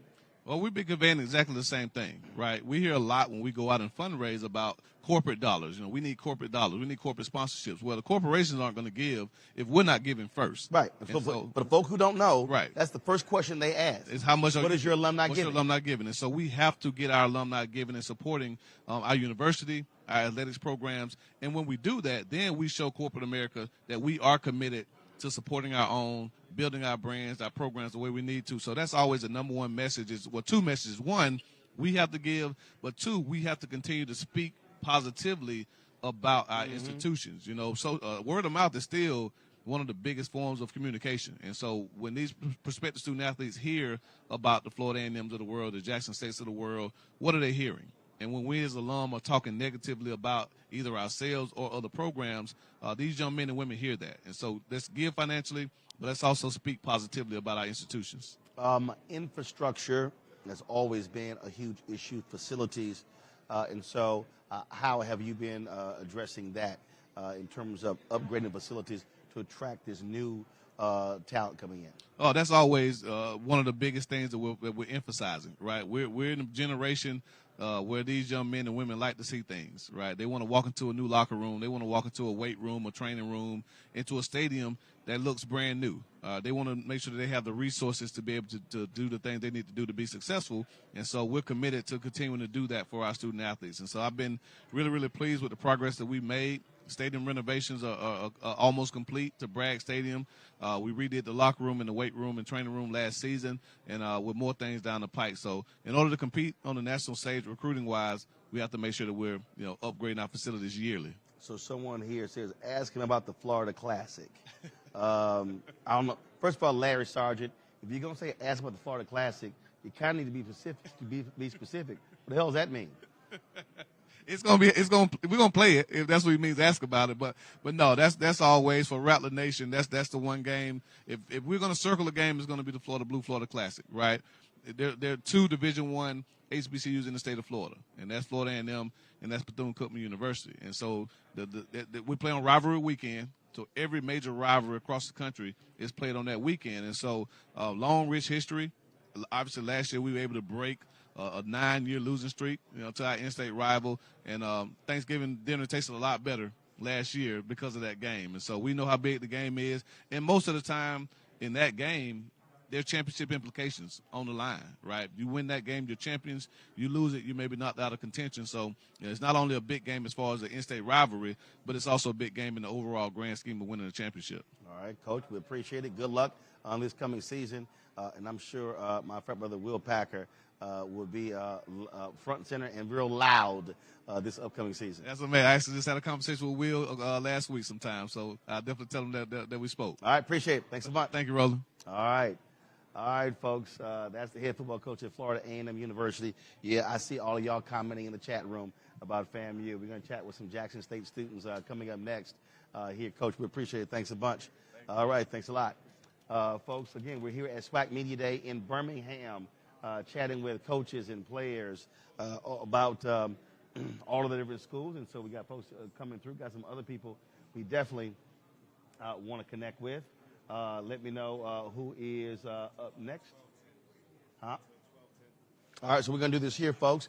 Remember, we were in Atlanta for the MEAC Swac Challenge. And so what we're going to do is we're going to show you guys, remember, that halftime performance that took place at the MEAC Swac Challenge for y'all to enjoy. So you can enjoy until we come back with our next round of interviews here in Birmingham at the Swac Media Day.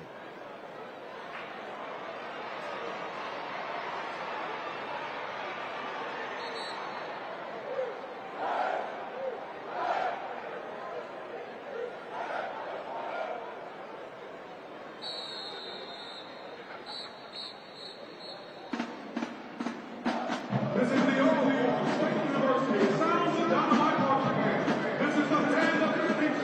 is the 10th of the nation. This is the soul patrol.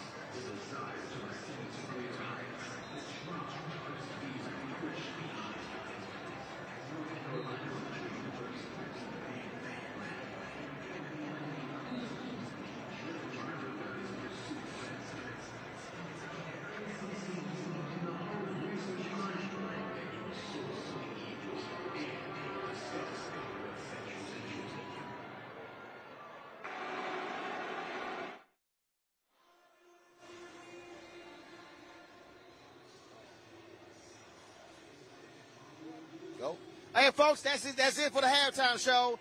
North Carolina Central, Alcorn State. That's the halftime show. Listen up. After the game, they're going to have the fifth quarter performance. We'll be live streaming that as well. And so we'll be right back on Roland Martin Unfiltered.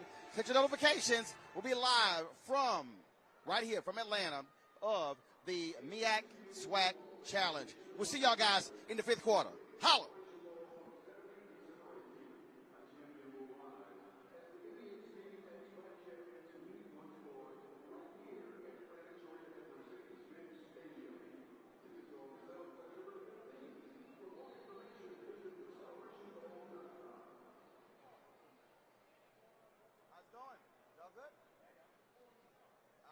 We look forward to being back there in Atlanta this year. Joining us right now, a couple of gentlemen, athletes from Jackson State University. Gentlemen, how we doing?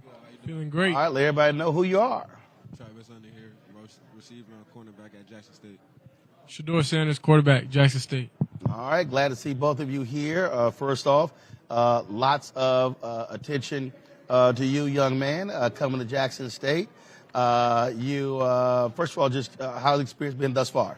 It's been all I expected, so it's pretty much just going how I thought it would go. How Gotcha. it's supposed to be going. Except for that boot you got on. Yeah. So what's happening there? Just a high ankle sprain. I'll be back. All right, good. We talked about all the attention, your decision to come to Jackson State. Yeah. How you been dealing with that?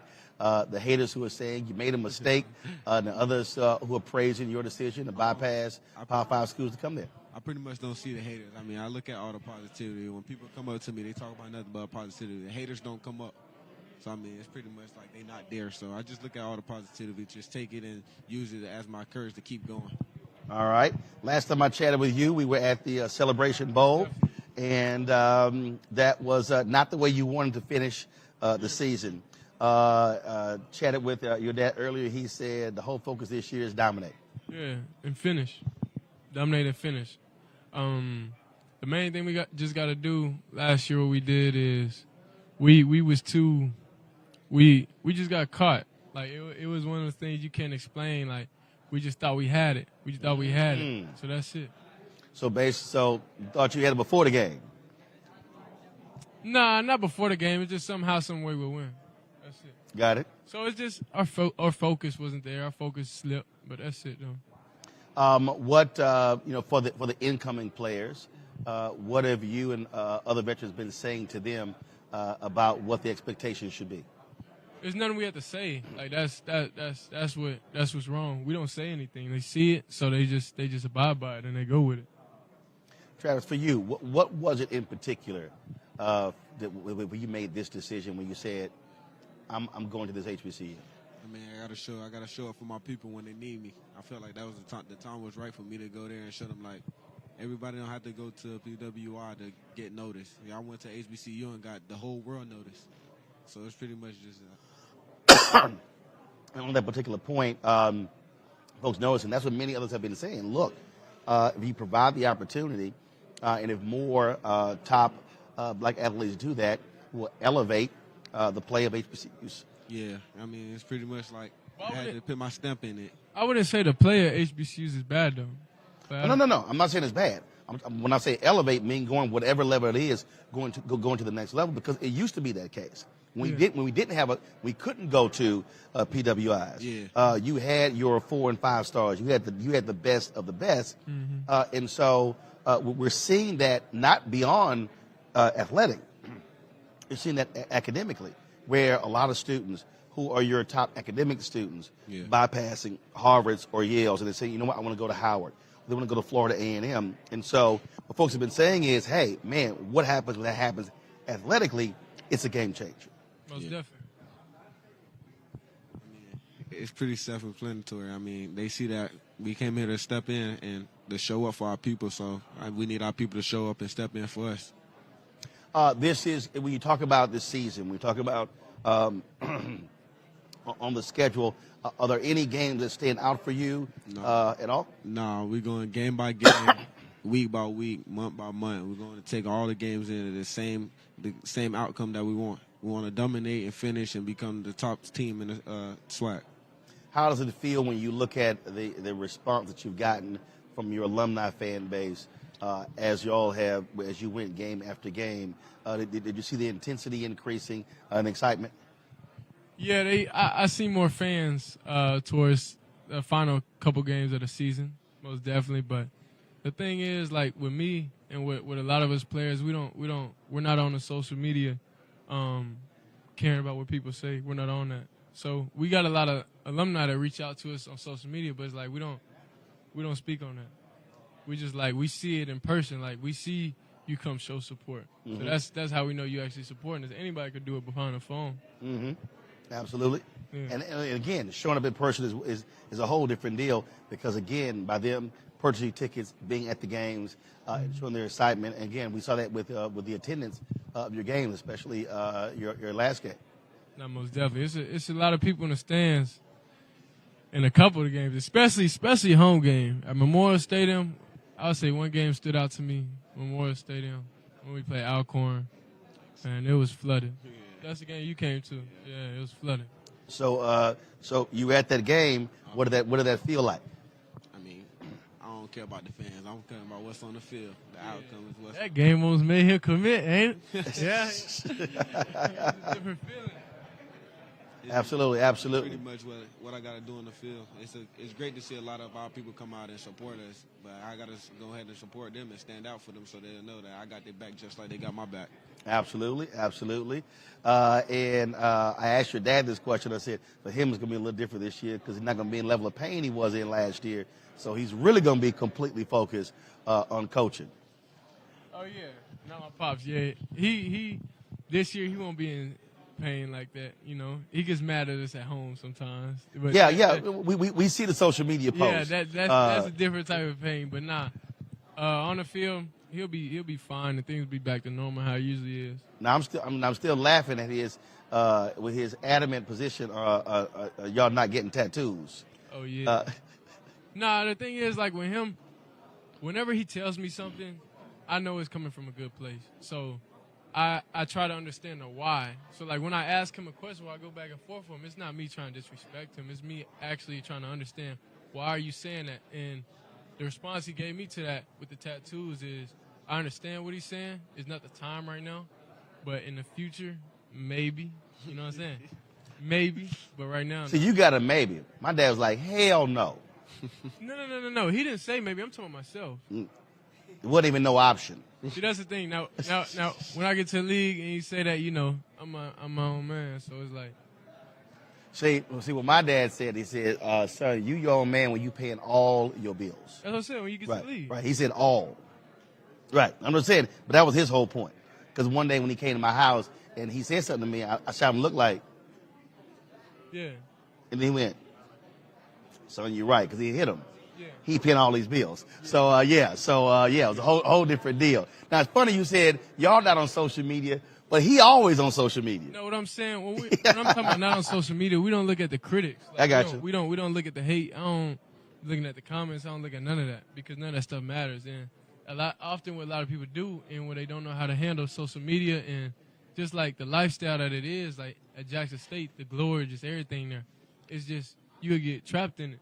And that's what a lot of young athletes do. They get trapped in it. They get trapped on Instagram, trapped on social media.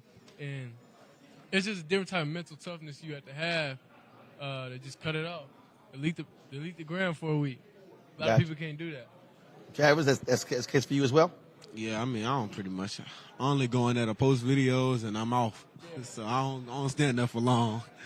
So, I mean, I pretty much just do my own thing. I like to fish a lot, so I'll probably be fishing more times than I'll be eating. So you like fishing? Yeah, that's all I do is fish. Oh, you know his dad loves fishing. Smoked them already. Oh, you smoked them? Out of there. I love it. Yeah. You say you did? Yeah, they don't want no work with me, man. I fish at my house. I don't like fishing in ponds. Oh, really? Just at the crib. It's okay. We was on the pond. Yeah, we was on the pond. We wasn't at my house. So y'all had a fishing competition? Yeah, we went. Where we go? We went to Academy Sports. Yeah, we went to the Academy Sports little fishing tournament. And you know, I ain't really catch anything because that's not what I'm used to. I'm used to fishing in my backyard. See, but look, I ain't never been on no lake in there. That was my first time being on the boat. Yeah, that's the first time being on the boat. So it's different though. Yeah, you smiling real hard. You like because he got the up on me in that. So I don't, I let him have fish. They play around. I fish. Whoa! You fish play around. You said they play around. You fish. Wherever I go, I'm gonna fish. Yeah, he will. I don't know how. It's too boring for me. See, you trying to catch Who want to catch a panfish? That's not fun. No, I'm playing golf. Y'all can fish all. Y'all can fish all day long. I'm gonna make me some birdies. No, I can't do that. I can't agree with the golf. Man. My QB coach just started doing that. You can't agree with the golf, man. You know the folk I've connected with in golf around the world. That's but that's different though. That's different though. Like you said, I'm not. I like doing stuff I like to do. I know me going on a golfing course. That's not what I want to do. So because you know how to swing. See, but you don't know how to fish. That's why you don't like fishing. No, I fished when I was young. I fell asleep. It was too boring. It's too slow. Because you don't know how to fish. Yeah. Well, y'all fish fast? Is that what you say? Yeah, I fish fast. Yeah, we catch. Okay. Fishing, we catch. All right. We're gonna catch. What time you gotta get up in the morning to go fish? It don't matter what time. No, it don't matter what time. As long as you use the right thing, as long as you know how to fish, you're gonna catch a fish. No, I gotta play golf. Y'all had that. I'll be on the golf. I'm gonna catch birdies. I'm gonna catch birdies. Just invite me to the golf course and I'll fish your ponds for you, all right? Huh? I'll fish the ponds He'll at the fish golf in the course. pond. Well, we'll see what that golf swing look like. So, yeah, we'll see what that go. I could do a little something. I can't do too much. Okay, well, I can. I'm a 6.5 handicap. Never mind, you got that. I don't even know what that means. know what that means. That means I'm damn good. Oh, okay. that means I can golf my The ball. only golfing I do is Top Golf, man. That's it. That's it. That's the only thing I can do. Video, Instagram, Deion Sanders Jr. Go check it out. Man, come on, that ain't golf. What is it? It's all good. I'm gonna put my Top Golf clip where I hit the ball far on my story today. Y'all go check it out. Did he go straight or did he go far left or right? Straight. What you mean? Yeah, okay, yeah. I didn't say I was consistent with it, but I hit one. Oh, okay, all right. I'll be looking forward to that video, seeing that particular video there. So, yeah. So, okay. So with this fishing thing, do y'all have y'all plan on having a competition during the season or? No, not during the season. See, we playing football during the season. Yeah, we always on football during the Break season. then, yeah, but I'm we saying, all like I at. said, over a break, maybe a bye week or something, I'll tell him, come to my house, throw him in that pond, man. Let him do what he got to do. Cook some fish, have the chef come over, do what he do. You don't seem to be. Look, he got a chef. Yeah, I'm cooking my own fish. You don't seem to be sold. I'm doing all that myself. So you gonna scale it and do all that? I'm doing all that. Well, that's what I'm saying. You could do it. But I ain't gonna trust what you're doing, though. Don't trust it. We can eat like a family, though. I'm gonna eat my fish. You eat yours. Yeah, Chef, for sure. Right? But see, what your deal is, what you're saying is, he talking about in the backyard. Your deal is, you can do it anywhere. Yeah, I'm anywhere. I'm going to his backyard and smoke him in his own backyard. Ooh. Nah, he probably can. That's the thing. Like what I'm saying, I'm not gonna talk about something I'm not like great in. I can fish, but I'm not great in fishing. Gotcha. Well, just like I said, golf. Just so you know, that's a golf swing right there. Just so you know, in terms of how you're gonna stroke the ball, hit that sucker down the fairway, finish. I did that yesterday. I was asleep though, but I did it. Oh, you were asleep. Yeah, I did it. Right. You had that golf turn with that boot on your foot, huh? Yeah. Okay. All right. I was asleep. Yeah, you were asleep. That precise hit.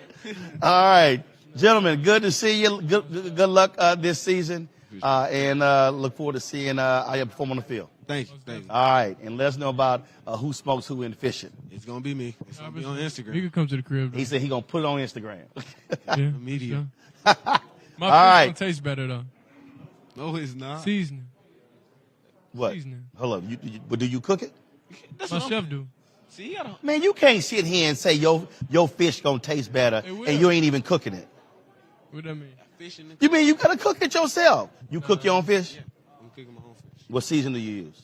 Everything that. What you want? You want it Cajun or what? What you want? Man, you First of all, my my people Creole, so we don't do Cajun. We do Creole. You got that one. I don't know how to do that. Like I said, out of the best seasoned fish, man. Right, from your chef. Yeah, Nah. for sure. You can't be taking credit for the chef's work. I'm paying him. What you mean? You can. Man, this interview over. He trying to take credit for the chef's work. No, that man cooking his own, catching his own fish, cooking his own fish. Nah, he's a real man. This is a good young buck right here. He's a good man. He got that one. He got it. Gentlemen, I appreciate it. Good chatting with y'all. Thank you. All right, y'all be well. All right, folks. Yeah, y'all didn't think we were going to be talking about fishing now. Everybody watching out there, y'all didn't think that was going to be happening. But that's what happens. You never know what you're going to get here at Swac Media Day. We're going to be chatting with some other folks coming up. I saw Charles McKinney. He is the head coach at Texas Southern University. We look forward to chatting with him. And so that's going to be great. Got some. How you doing? Good. How you doing? Y'all good? Good. Yeah. All right. Take a seat right there, sir. Hot seat. You're in the hot seat. For the folks watching, tell them who you be. Doc Gamble, the head football coach, University of Arkansas Pine Bluff. Arkansas Pine Bluff. Had an opportunity when I spoke on campus there, did my show from there. And so y'all got the right color scheme as well, being a life member of Alpha Phi Alpha. So that worked. And so first and foremost, Coach, just talk about the state of the SWAC in terms of your feelings about where it is now with the attention that it is receiving across the country. Where it is now, it's no longer a regional brand. It's a national brand. I think it's And I know that because it's easier to go into homes and recruit nowadays, and just outside of the southern market, but nationally. So I'm able to get on the phone and call some people and start conversations with them, and they already know about UAPB as well as the SWAC inside and out. Now, you're there in Arkansas, but you got all these schools from Texas and Louisiana, Mississippi, who talk all this trash. And so how are you positioning Pine Bluff to be competitive and to win in the SWAC? Well, we always say we're unique. We're the only HBCU playing football school in the state of Arkansas. So we're unique, and we have to take advantage of that, and we're able to utilize that. And it's a place that where we could say, I don't know if we have a true natural rivalry. So everybody that we play, it means something. Mm-hmm. Mm-hmm. What are you in terms of how you looking this season compared to what you did last year? Well, last year it was a highs and lows. We went to the SWAC championship game in the spring of 21. And then we finished up the year not the way we wanted to finish up, on the low end of it, in the fall of 21 due to a lot of injuries. So, but we're looking forward to righting the ship and getting back to the top here in spring this fall here, 2022. So got a lot of movement. You had two additional schools, Florida A&M as well as Bethune-Cookman, and then of course now you have your new head coaches. Prairie View A&M University, Grantham State University as well. And so not only do you have more attention, which means more eyeballs, more expectations. Yeah. And so what are you saying to your players in terms of what your expectations for them are this season? Our expectations haven't changed. Our expectation is to win every football game. So that's not going to change. Now it gets a little tougher because you got great coaches, two great additional institutions. So week in and week out, you got to show up and you got to play. You got to really prepare. And so we look forward to that. One of the things I've been asking each one of the coaches about is what kind of emphasis they've been making to the alumni and how their support is so vital to the institutions. What have you been saying to your alumni in terms of what you need from them when it comes to support at the games, buying tickets, buying season tickets, really being strong financial benefactors for the program? I mean, what you just touched on, that's what it is. In order, you have to invest. You got to give back. And it starts with us teaching our guys, that our current guys. So when they leave, they've been able to say, I know how to give back, and not only give back, but paying it forward as well. So we're reaching out now and just talking to those guys and just allowing them to see what's going on with us. We're on the uptick, and it open up your wallets a little bit, and not just open up your wallets, come out and support the guys because they really are working hard. We all are working hard, but you can't do it without any dollars. You know what I'm saying? So you got to be able to. Football is an expensive sport. Athletics is an expensive. It's Indeed. An expensive deal. So you got to be able to invest, but then at the end, your return is going to be great. All right, yeah. Coach, we appreciate it. Good luck to this season, and look forward to seeing what happens on the field. All right, thank you. All right, thanks so much. All right, folks. Okay, cool. All right, got a couple of players, y'all, coming up next for Arkansas Pine Bluff. And so we'll chat with them. So you got the bling. Come on. You got the bling shoes. I see you. How you doing? All right. How you doing? All right. Take a seat. Y'all grab the microphone there. All right. For the folks who watch it, tell us your name, where you're from, position you play. Scott Perry from North Louisiana, quarterback. Mark Evans II, Houston, Texas, left tackle. Houston, Texas. Yes, sir. All right. What high school? C. King. Okay. They ain't Houston. Yes, they did. Where? Houston. C. King. Houston King. Yeah, okay. All right. I'm a Jack Yates graduate. He says cap talk. I'm a Jack Yates graduate. It's cap talk.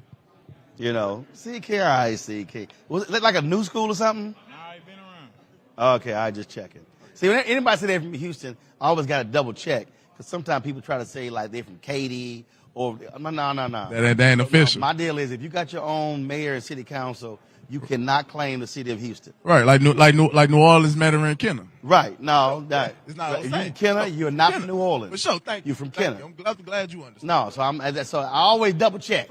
I always check. I call it the Houston check, as it is. I ain't originally from there anyway. I really ain't even tripping. Huh? I'm not originally from there, so I'm Where you from? from St. Louis. We just moved to Houston like middle school, so you know. Yeah, but you still went to. When you said you graduated from that, we always got checked. I always got to see you legit. It's like if you ever meet anybody from Chicago. This is how you know somebody from Chicago. A real person from Chicago who's black, they're going to give you their address. They're going to be like 87 and Stony. They're going to give you the cross section. When somebody say, I'm from Chicago, ain't no address, they from the south suburbs, they from Evanston, they from, right. You used to be somebody black from Chicago, they're going to give you their full address. That's how you can always tell. So when you just say, I'm from Chicago, you go, you ain't from Chicago, you didn't get your address. That's how you always check. Always check. All right, let's talk about upcoming season. How you guys looking? You, of course, advanced to the Swac championship last year. Did not achieve what you wanted to achieve. So how you looking this year?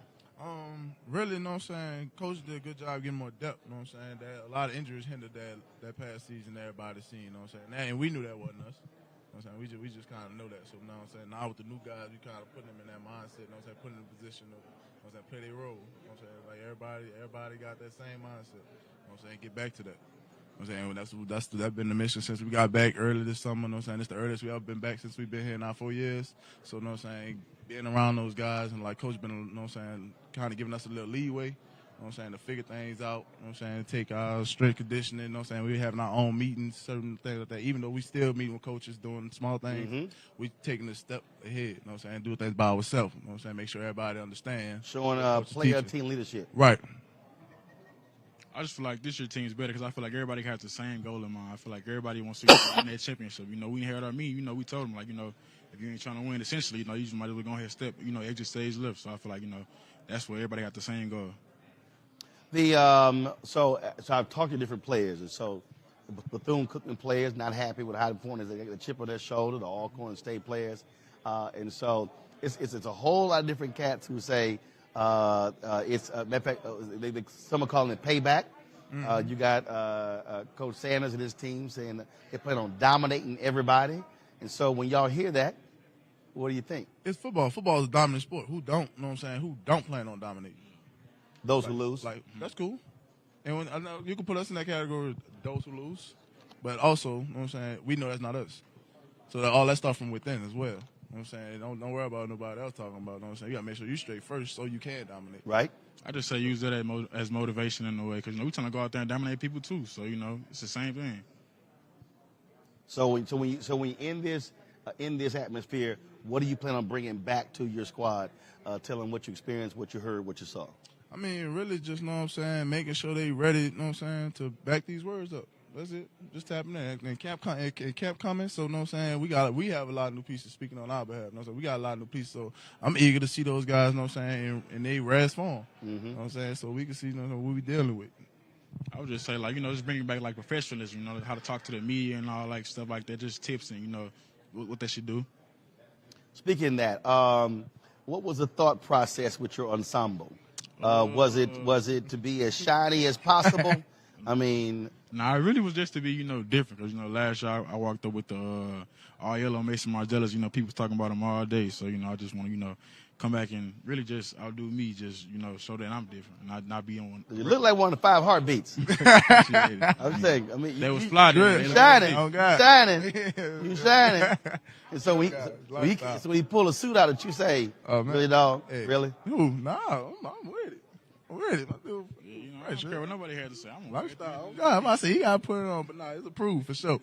Now, those shoes, that your style too, or you like? No, I'm cool. I'm not saying we gonna put it on, make, you know what I'm saying, make it look fine and dandy. You know what I'm saying? But yeah, I'm with it though. I like that. Okay, I'm with it. All right then. So what? Your aim to say I'm gonna come to the media day, be the best dressed? Nah, not really. Just, you know, just come and just do me. Really, I'm not really worried about what everybody else got on. I'm really worried about what I got on. Okay. All right then. Well, look, good luck this season.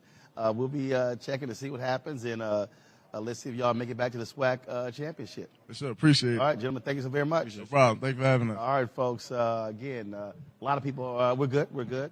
Folks, we'll be chatting with more. I'll get in a second. We'll be chatting with more folks who are coming through here for SWAC Media Day. We've been chatting, of course, with a number of the coaches and players, folks from the league office. You know what? Let me get this here. Grab John Grant from ESPN over there. Let me holler at John. So I appreciate it. Thank you. So let me holler at John, see what he got to say.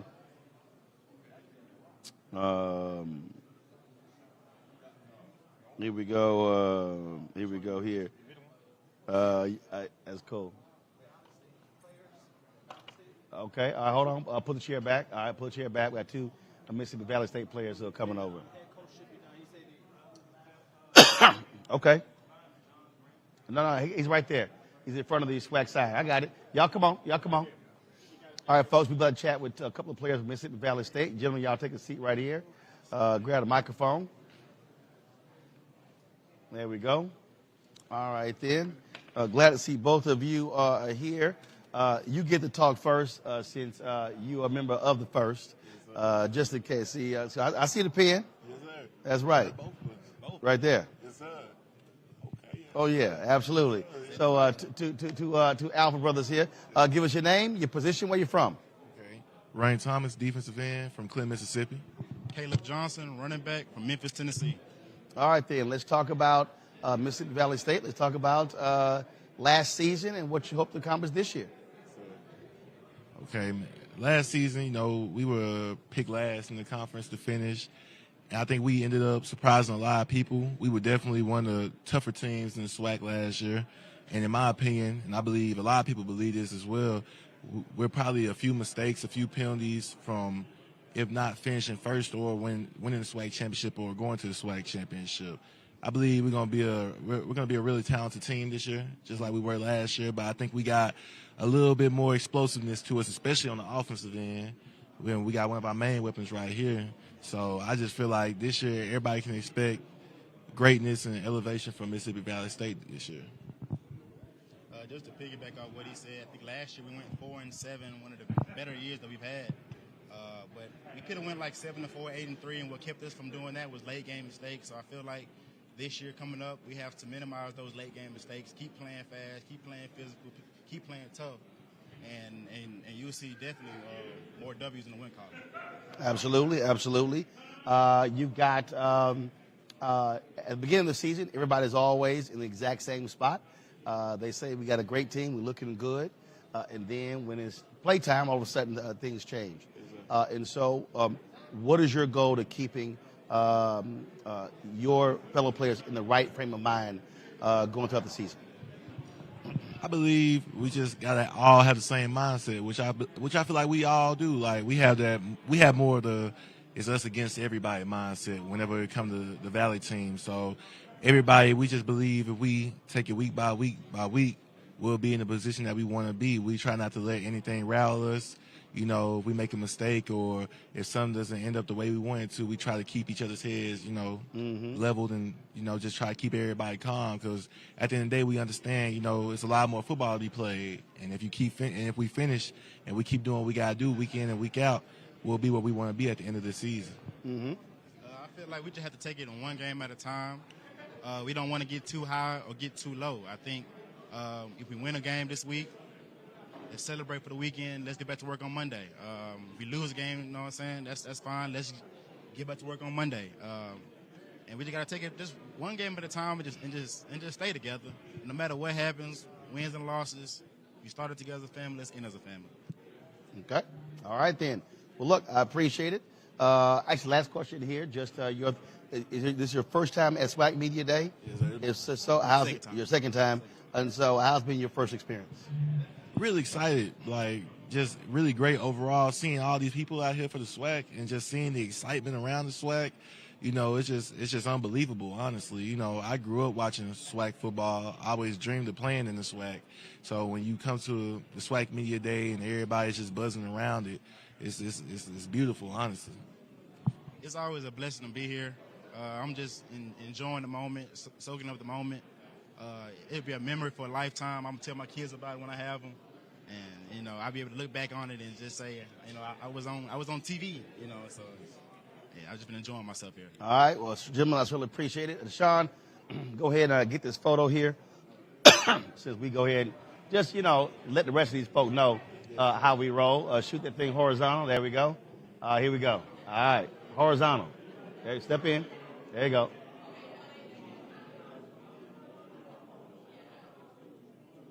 You got it? All right. There we go. All right, gentlemen. Good luck. I appreciate it. Thanks so much. All right, folks. Again, Mississippi Valley State will be chatting with their head coach in just a second, waiting to hear and also talk with the head coach at Texas Southern University as well. I think we've talked. Let me see my program. I want to make sure that we've got all of the different coaches here. We have not chatted with the head coach at South Carolina State, or Bubba McDowell at Prairie View A&M University, and the Southern head coach. So got to be sure, got to grab. I think I'm missing one more. Who am I missing here? I'm missing one more. And so trying to get them. Alabama A&M. So here we go.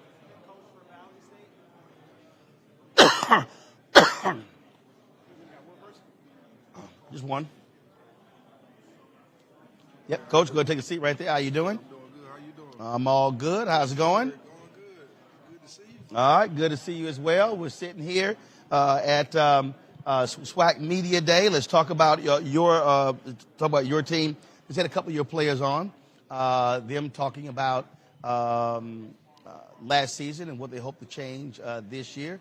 So, Coach Dancy, how are you looking in terms of what is your expectation? Just finish better than we finished last year. I think that taking over this program in 2018, like I said before, being the youngest black coach in college football at 33 years old, rebuilding a whole program, a program that didn't have everything, all the whistles and bells like every other program, and being able to lay that foundation, establish the culture now. I thought the thing we were missing was talent. So we went out and signed a lot of mid-year guys, a lot of talented guys, added them to the equation. So my expectations is finishing better, man. We want to win. We want to be at the top like everybody else. You talked about upgrading, not just players, but also facilities. You are a graduate of Jackson State. You've had, I saw the video when Coach Sanders visited your campus. What has that been like having a coach from a competing school, but also you're in the same state? Also amplify what your needs are to help elevate your program. It's been great. Ever since he came into the conference, we had one conversation, and that conversation turned into, like a brotherhood. I could call him anytime. And we sit down and talk, bounce ideas off each other's head, and just to have him in my corner to support me and help me, elevate our institution. That's what we want, and help these kids get the best that they can while they in college. It's been outstanding. So it's been good. It's been great. In talking with some of the other coaches, they've been sharing how it feels. The Arkansas Pine Bluff head coach said, we were a regional conference, now we're national. Now people are talking about us. Have you seen that? Have you felt it? Have you seen a change in your alumni, others, not only to the conference, but to your school? No doubt. I've been in this conference since 2002. Came in it as a player. Got after my playing days, I came right back in it as a coach. So to see this conference grow how it has grown, and to be nationally, having ESPN and all those big-time platforms really talk about HBCUs, it's been outstanding. And not only that, sorry, go ahead. Yes, like you said, with our alumni, the alumni base has grown tremendously because of that, because of the brand now. So I'm all for it. The acknowledgement, the exposure that the players get, It's been great, man, over the years. If we talk about what have you also been conveying to your alumni about what you need from them? Just to do much as they can. I think the biggest thing that we sometimes miss is the support. And not Say it again. the support factor, not just talking about it, being about it. You know, when you say you're going to donate and give, make sure you give, and make sure you're giving for the right reasons. And don't give and think that I gave and now I don't see it. But trust me, it's being given out. But it's more than one area that we need. So you know, man, just being there to support those young men and being a genuine giver. That's one thing we got to do more of is giving and not being afraid to give and think that our money is going somewhere else when in actuality it's a lot of things that's needed that we don't have. And college football, sometimes people don't understand it's a lot of money that it takes to run a football program. So just being genuine givers. That's one thing that we need. Coach Dance, we appreciate it. Yes, sir. Appreciate you. All right, good luck. Yes, sir. Thanks a lot, Doc. I watch you a lot. I appreciate it. We try to give a little help. All right, folks. We're going to be chatting with more folks coming up right now. Folks, we're going to have a little break here so I can get these audios under control of my cough. We're going to play a little bit here of the Howard Hampton halftime show that we covered last season.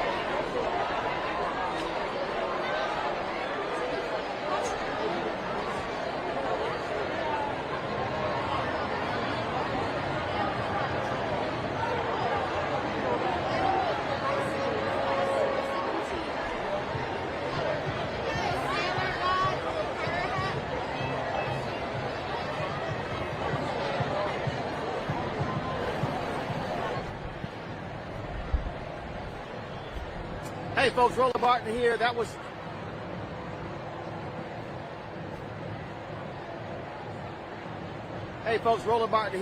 the halftime of the Howard University Hampton game. And so hope y'all enjoyed that halftime. Only Roland Martin Unfiltered and Black Star Network live streaming this. And so we had Henry, Anthony, Anton working in the cameras and switching up top. I was here on the ground. So the Hampton band, they were stuck in traffic. They got here late. Wasn't sure they were going to be here, but they certainly got here. And so the folks here certainly enjoyed this halftime. Vice President Kamala Harris, she threw out the opening coin toss. And, of course, was cheering the band during halftime as well. And so we certainly hope y'all enjoyed watching the halftime show. This is what we do. We want you to download the Black Star App Network. Download it on all the platforms. Also support us via Cash App, $RM Unfiltered. Venmo is RM Unfiltered. PayPal is R Martin Unfiltered. Zelle, of course, is RolandSMartin.com. RolandMartinUnfiltered.com. This is why we do what we do. Nobody else, folks, was out here doing this. And so this is called hashtag Black-Owned Media Matters. And so we certainly hope y'all enjoyed this halftime. Now it's time to get... It's going to start in about 1 minute and 30 seconds. Hampton is beating Howard University 21-17. Now it's time for the second half. Y'all catch it on ESPN. I'll holler at y'all later. Juice. Holla!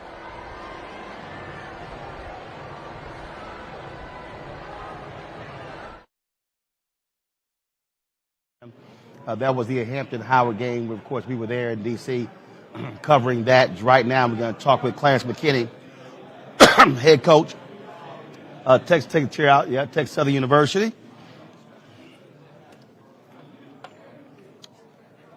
Coach, take a seat there. Not only is he the head coach of TSU, graduate of the greatest high school in America, Jack Yates High School. I'm class of 87, but he came a couple years behind me. Class of 89. Coach, how you doing? Doing great. Let's talk about your squad. How you've been rebuilding the program and trying to get TSU back to be on top in the SWAC. How's it looking? It's looking good. Last season, 21, we played 58 freshmen, and so those guys competed extremely hard. We won 3 games, 2 SWAC games. And those guys are sophomores now with a little bit more experience. They understand what expectations from myself and the coaching staff are right now, and they're just working hard to improve the team. It obviously is never easy trying to rebuild a program. And so tell us what that challenge has been like. It's been a lot of fun, to be honest with you. It's been a lot of fun. I feel like I've been like an artist with a blank canvas, and so we went out and recruited our quarterback Andrew Body, which, as you know, at any level, if you don't have a quarterback, you're gonna struggle. And so we feel like we have one of the best quarterbacks in FCS football or college football for that matter. And we feel like we have the guy that we need to pull the trigger. Now we just need to put some targets around him so he can be successful. You're there in Houston. Folks who don't know, University of Houston is right across the street. Mm-hmm. Obviously, you've got Texas A&M, where you were the former offensive coordinator. Correct. Down, really down the street as well. Yep. I mean, it's a whole lot of competition for talent. But there's a lot of talent in the city of Houston and in the state of Texas. And so how have you been working to mine that talent? So we feel like if we can get the best players we can get out of the city of Houston, we also go up 45 to Dallas. We jump over to East Texas, and we jump over to Louisiana. And the core of our team is probably based on those 4 recruiting areas, and then anything we can't find in those recruiting areas, then we go outside of that area. We'll go anywhere in the country for a really good player. There's so much competition happening also within this conference. Mm-hmm. Obviously, elevation, adding of 2 new teams is one thing as well. And so talk about that in terms of now the situation that you're in with the level of attention that's also being placed on the SWAC conference. Yeah, we like the attention. spotlights on the Swac. Coach Prime's come in and a lot of cameras show up when the Swac shows up now, and we're excited about it. The more exposure we can get, the better it helps us when it comes to recruiting and guys knowing that they'll be able to be seen, and so that's been a blessing. This here's a highlight reel that you guys put together of the season last year. You talked about playing all those different freshmen. What do you think is going to be the greatest area of improvement for your team this year? Definitely, I think we're going to have better quarterback play. As well as he played on last year, I think he's going to have a lot better season this year. I think our defense is going to be much improved because we played a lot of freshmen. Those guys are very experienced now. We had some key guys out with injuries. Those guys are healthy now. And so we feel like the team as a whole, we're going to be much improved. One of the things that has also changed is in terms of where you're playing games. You're now shifted your Labor Day Classic with Prairie View. You now have also there's now renewed energy around HBCUs. And so what are you saying to your alumni base? You're based there in Houston. A lot of TSU graduates, but are you getting the kind of support that you need? We can always use more support. There's a core group of TSU alums that have supported us from day one, but there's room for a lot more support. We're always needing things as a program, and then our players are soon to be TSU alums, and they, when they become alums, should support the program as well, because right now they're representing the university, and as a representative of the university, we need that alumni support, that fan support, and it goes a long way in pushing those guys over the top. When you talk about looking, everyone says, hey, it's the next game, it's the next game. But for your players, for your university, what is the most important team to beat for Texas Southern? In my opinion, is Prairie View. It's the first game. It sets the tone for the season. It gives us an opportunity to be undefeated in our league, and gives us a chance to get a head start on winning the West. All right, then. Well, good luck this season. We'll see what happens. Of course, again, you being back in 3rd Ward, Texas, not far from JY. That's 3rd Ward's home. All right, then. Well, look, certainly good luck, and look forward to seeing this season. Yes, sir. Thank you for having me. All right. Thanks so much, Coach. Now we got, see, he roll up here in the ascot. he trying to sit here. He thought you was going to come. He know how you get down. Yeah, see, normally I have the ascot, but when people keep expecting it, I got to hit him with something different. Well, I can't have them just knowing what I'm going to wear. Coach, good seeing you. I appreciate it.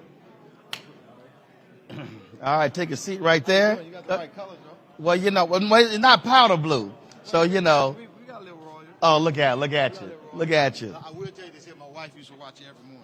I appreciate it. Yes, she did. I appreciate it. Appreciate it. All right, Coach. First of all, looking clean here. You want to make a statement here? No, I don't want to make a statement. It's just what I like to wear. Well, I like the ascot there, as somebody who always wears them. So, like that. Let's talk a little football. First and foremost, your assessment of how your team is looking after what you did last year. Well, I came into a new team. I had the opportunity of coaching at Prairie View. Hold the mic a little bit up close. I There had you the go. opportunity of coaching at Prairie View last year. They finished off strong, not the way that we wanted to, but moving into Southern University, a place that I'm very, very familiar with. I didn't have the best of season, didn't have a traditional Southern University season, but after spring, I'm very, very encouraged about some of the things that we're doing and what we're going to be able to accomplish this year. When look, Southern has a long tradition of doing well in the SWAC. You've got 2 new schools. You've got Jackson State with what they did last year. You got a new head coach down at your rival, Grambling State. So it's a whole bunch of things happening in this conference. Yeah, I'm excited about it. A guy that's been in the conference now for over 30-plus years playing and now having the opportunity to coach in it. I'm very excited about it. I love the competitive spirit that we have throughout the whole conference. So it's a joy something that I've been waiting to see, and it's here now. When you talk about returning Southern to its glory days, you know that well, not the SWAC championships, but national championships. What's it going to take? It's going to take commitment. There's no question about that. It's going to take commitment, and a lot of people ask that question. They got to buy in. There's no such thing. They have to buy in. If they're on the Southern University football team, they have already bought in. That's what it's all about. We understand that, but it's going to take commitment and doing the things the way that we see fit to do it. But it's there. The young men understand what we're looking for and what we require. So I feel real good about coming into this year. So much is changing. The Arkansas Pine Bluff head coach said this used to be seen as a regional conference. Now it's getting the national attention. Is that added pressure with more eyeballs on the conference? No, I don't think it's pressure. I think, when you're a competitor, those are the type of things that you look forward to. For myself, I don't think there's no one or anything that can put more pressure than I put on myself. So I love the fact that we're getting the notoriety, those guys getting the opportunity to be seen. So I welcome it. One of the conversations that I've been having continuously with many of the coaches deals with alumni support, deals with resources, and everybody is understanding you have to upgrade facilities to reach this generation of athletes. What is the state at Southern's campus? There's no doubt about it. If you look forward to what we got coming in the works right now, I know our campuses have committed to building some new facilities that's going to, I think, put us at a different level. There's no question about it. They're committed to doing that. The resources are going to be there. Our people are actually taking care of that as we speak, so I feel comfortable with knowing what we have to do, that they did build some facilities. Now we just got to continue to upgrade to stay within region of everyone else, because that's what the student athletes look for, facilities. What are you, when you're talking to your alumni, are you getting them to understand that their financial support matters? Tickets, season tickets, again, these boosters, because that's the difference between really strong programs and those that are not. There's no question. I do feel that that they have gotten what I said, because that's what I preach. When I first got there, I made sure that I invited 1,000 former football players to come back. I started inside out to get them to understand. And right there, that's when the season book started building up right there. And I think the fans are excited about someone that they already know of to come back, and they want to come out and support. And they do understand what it takes to be up the top of this here. Southern University, they always say they're the standard, so they do understand what we're looking for and what is needed to be up in the top ranks of FCS right now. We talk about the monetization. We talked with Commissioner McClellan, who talked about advertiser support, things along those lines. Are you seeing that with the attention and uptick in people, corporations, businesses who want to be involved with the Southern University football team? Yes, because now it becomes a trust factor. They see what's coming out. Everybody want to be a part of something that is growing, and it's growing fast. So I got to catch up before we move on, and I don't get an opportunity. Right. So I do see some change right there, and then that's why I take my hat off to the commissioner. The things that he have done for our conference, it afford everybody opportunity now. Well, one of the things that I've been asking each one of the coaches, because Coach Sanders is a huge social media demon. Have you had to upgrade your social media presence? Are you kicking content out on social media a lot? I have a younger coaching staff that does it a whole lot, but then I have some daughters that make sure that I stay abreast of what's going on. I wasn't a huge fan, but it's free media. Why not get your stuff out and let them see what it's doing? And that individual that never seen Southern University, can watch it, and now they want to come there because they like what they saw on social media. So I had to change. I had to change who I were, what I was wanting to do because I wasn't that guy. So are we going to be seeing daily or weekly clothing posts of Coach Dooley on social media? Well, I mean, look, you got to get the attention somehow. I tell you what, it's strange that you said that. Someone else asked me that same question, and that's right there. That was my confirmation. Yes. Yeah. All right.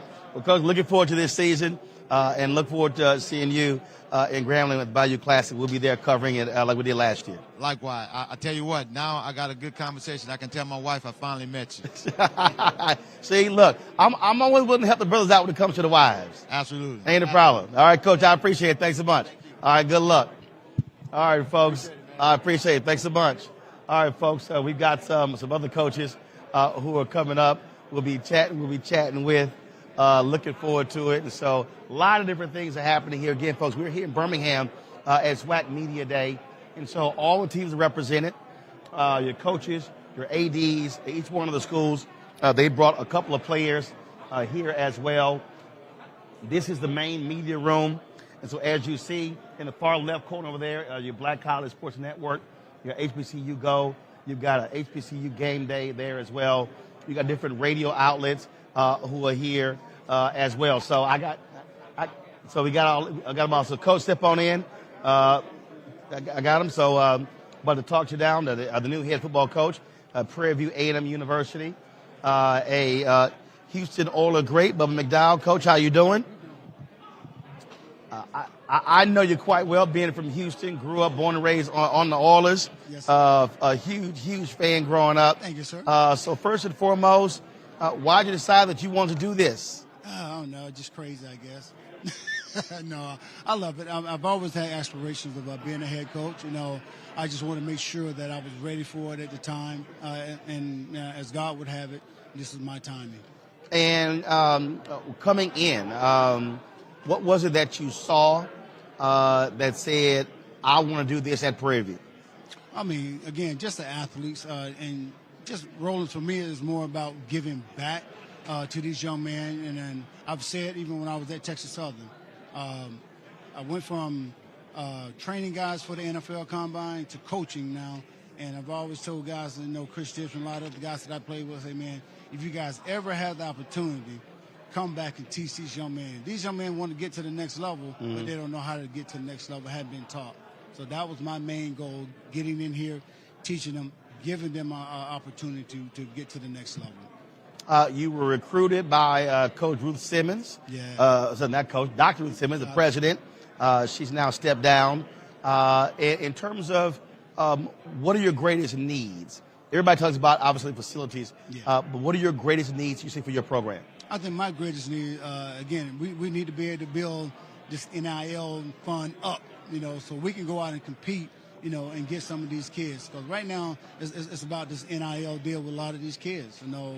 At PV or Texas, again, we don't have that cost of living, you know, like most schools do.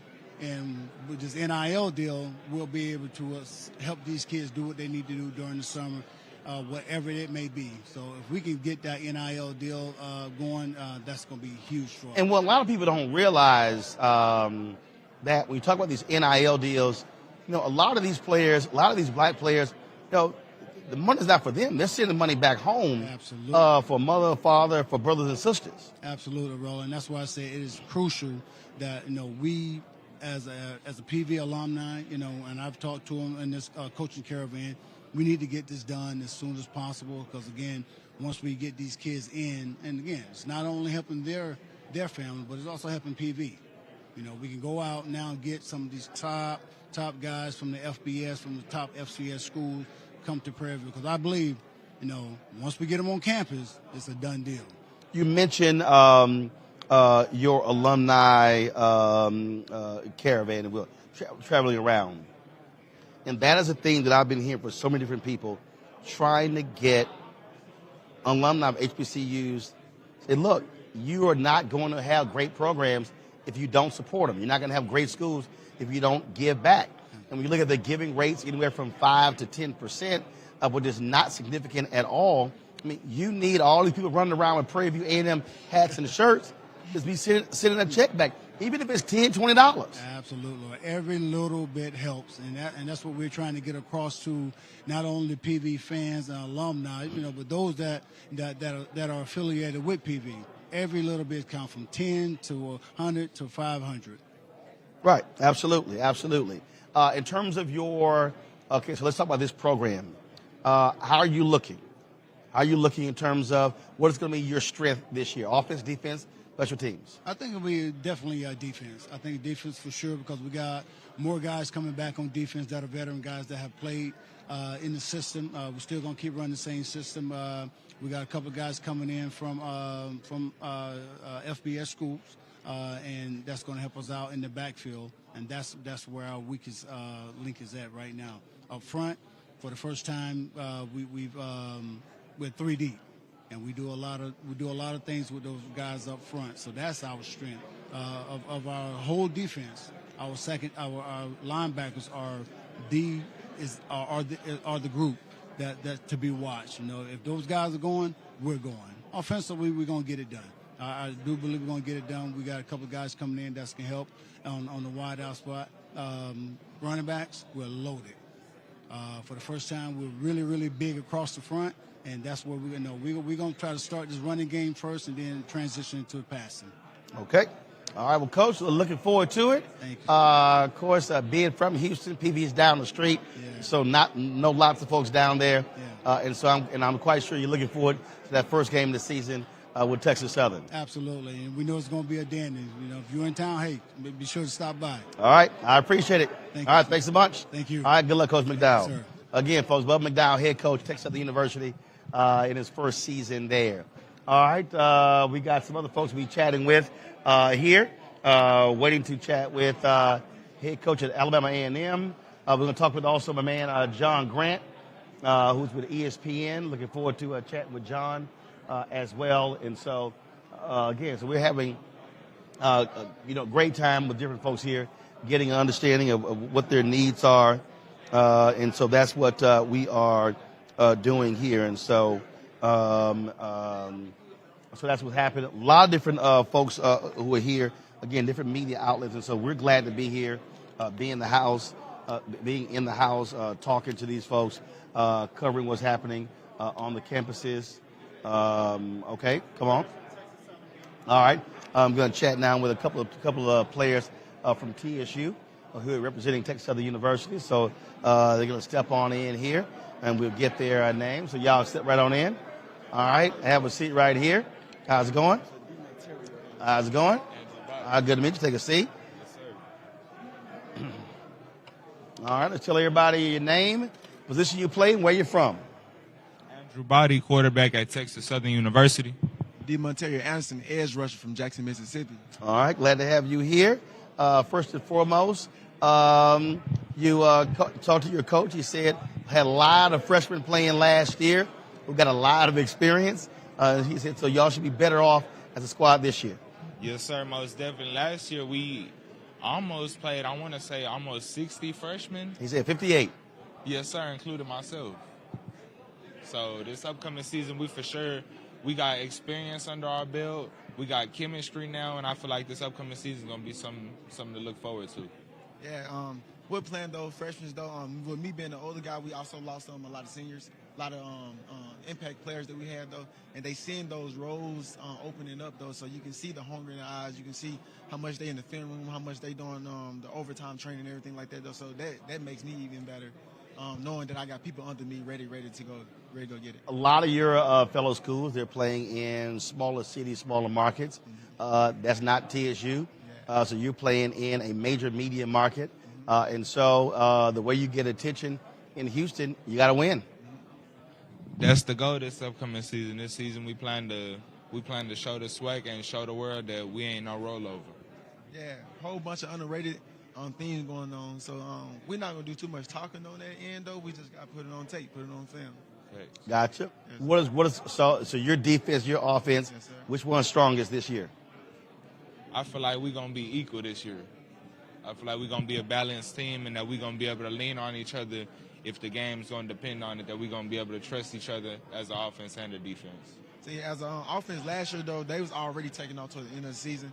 And Coach did a great job in the transfer portal, finding new high school players, JUCO players. And he got also active, you know what I'm saying, in the portal from bigger schools and everything, bringing guys in to help lead the team to show how you're supposed to be a college student, how to be a college athlete and everything like that, though. So that's going to make our defense stronger, though, just to help our offense out and help our program out overall. All right, well, sounds good. Looking forward to a new season, new hopes and aspirations in Third Ward. Yes, sir. Most definitely. We're gonna bring out the community and we're gonna try to bring everybody in. Okay, y'all gonna have to, because I'm a Jack Yates graduate, so we used to success. So we're gonna pop out then. We're gonna be seeing you a lot, right? Yes, sir. We're gonna be seeing you a lot. Well, when I'm back home, I'm in D.C., so when I'm back home. So, all right, I appreciate it. Yes, sir. All right, gentlemen, thanks a bunch. All right, good luck. I appreciate it. All right, Roland Martin. Okay. Yeah, that's right. I appreciate it, gentlemen. Thanks a lot. I appreciate you. All right, now we're going to chat with a couple players from Alabama A&M University. The color scheme stays the same. Tia's shoe is maroon. Tia's shoe is maroon. Here we go, take a seat. How you doing? All right. All right. Tell folks your name, your position, and where you're from. Abdul Fattah Ibrahim, wide receiver, Miramar, Florida. Gary Quarles, Alabama A&M running back from Tuscaloosa, Alabama.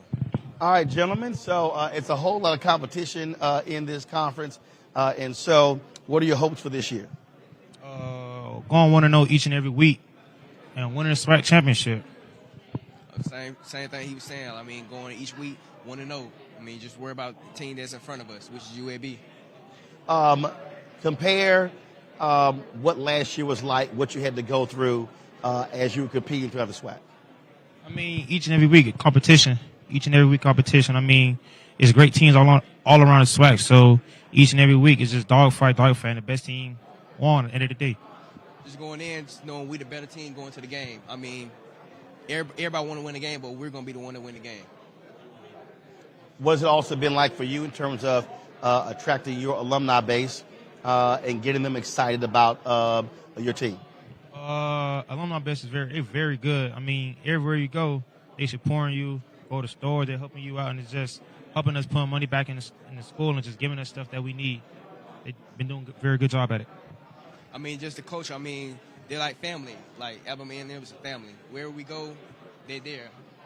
Even we in Texas, Arkansas, Florida, they're there. Like they're here supporting us. We supporting them. All right. So what's stronger this year, offense or defense? Both. Both. Okay.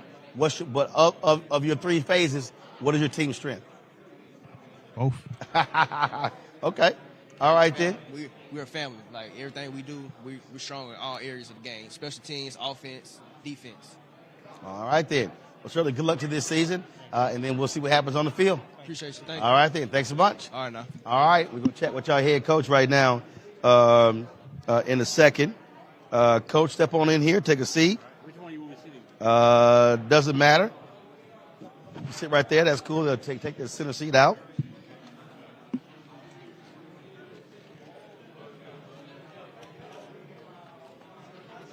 They'll get that all set. Y'all let me know when that's all done.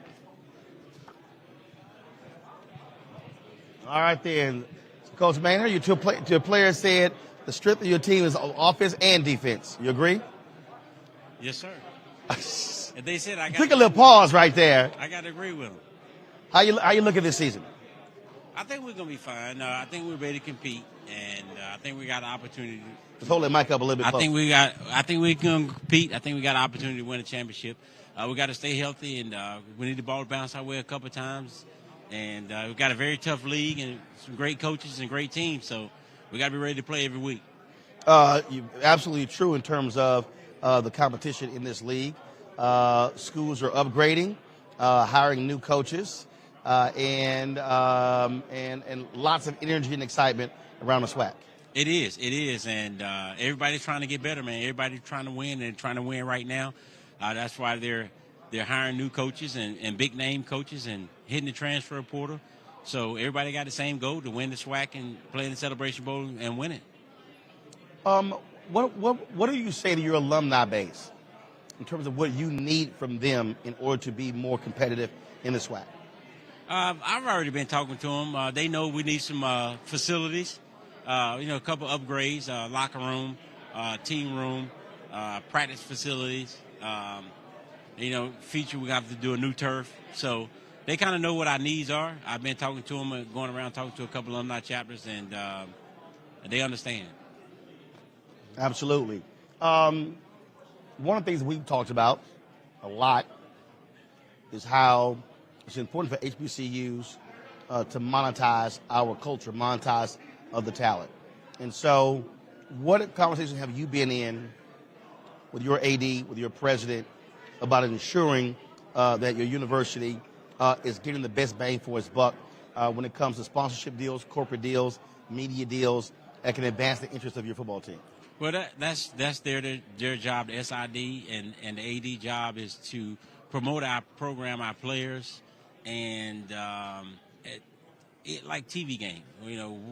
What are our plans when we got a TV game? We got to have some kind of plan to market ourselves, our program, when we play these national televised games to reach our alumni, to get them to give back and give more. And so that's kind of the ballpark is try to reach those guys every time we get that platform to reach out and be able to get the alumni and the fans to give back. We need to do it. Absolutely, absolutely. I've asked each coach this here. You've got folks like Coach Sanders, who's in the conference. He's always on social media, reaching out to that next generation. Some other coaches said, hey, that's really not my thing. Others have said, I got to do better with it. And so this generation is all about Instagram, TikTok, Snapchat, all the social media. So have they changed you? Have they got you doing more stuff? Or do you like, hey, I'm leaving this up to somebody else? Yeah, I'm not really on it a lot.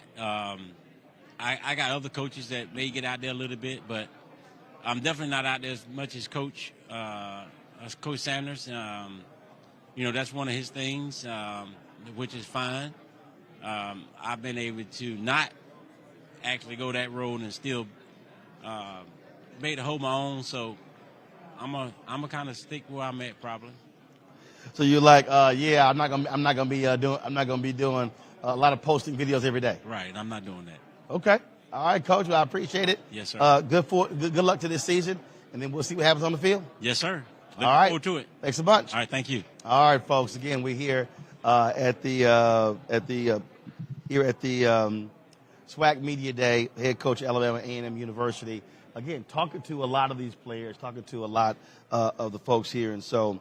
We're glad to be here. We're going to do this here, folks. We're going to take a break. We've been showing you, remember last year, we partnered with Coca-Cola. We were at the MEX SWAC Challenge in Atlanta. We were at the Bayou Classic in New Orleans with the Celebration Bowl as well. And so we've been showing you some of the highlights. We had a great time last year. Expect us to do more stuff this year at HBCU games with Urban Edge Networks. They handle the advertising for us here at Black Star Network. And so we just wanted to just show you some of the stuff that we covered last year in between a lot of these different interviews. And so here is the halftime performance.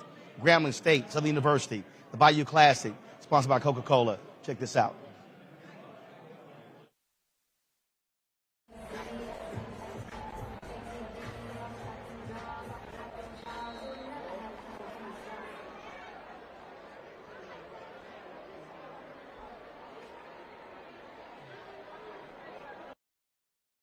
Here.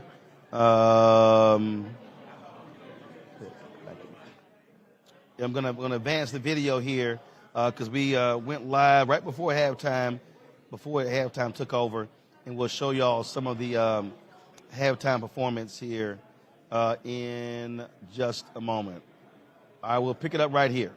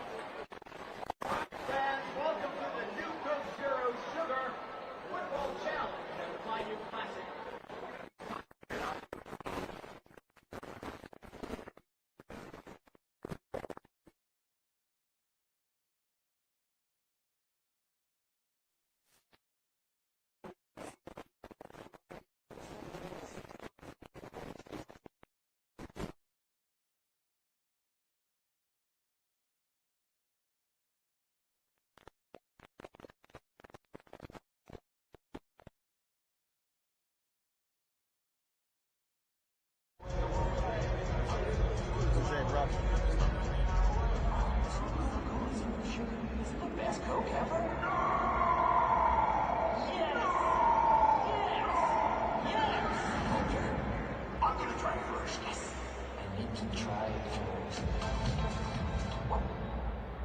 wait is over. We hope you have scanned the QR code because it is time to play the game.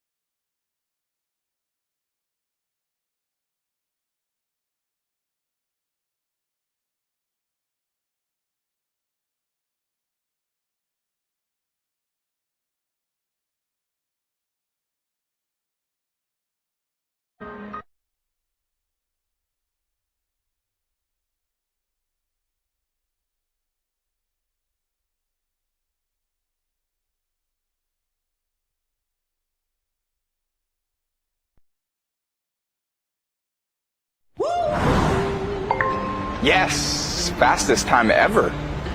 Wordle? No, I just booked an EV on the app. Oh, Yeah. nice. Pretty good. Not bad. Let's go.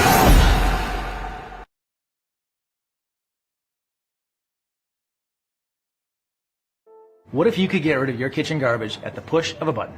Hey, I'm Matt from Pila, and I want to introduce you to my friend Lomi. You see, here at Pila, we're a team of material scientists and engineers, and we believe waste can be designed out of your daily life.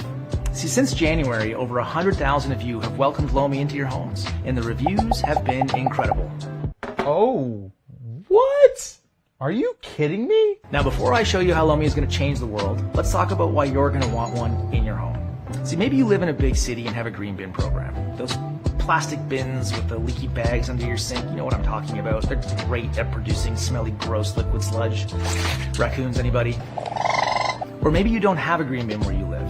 Instead, you throw all your food waste into the garbage, which then goes to landfill, which produces methane, which causes climate change.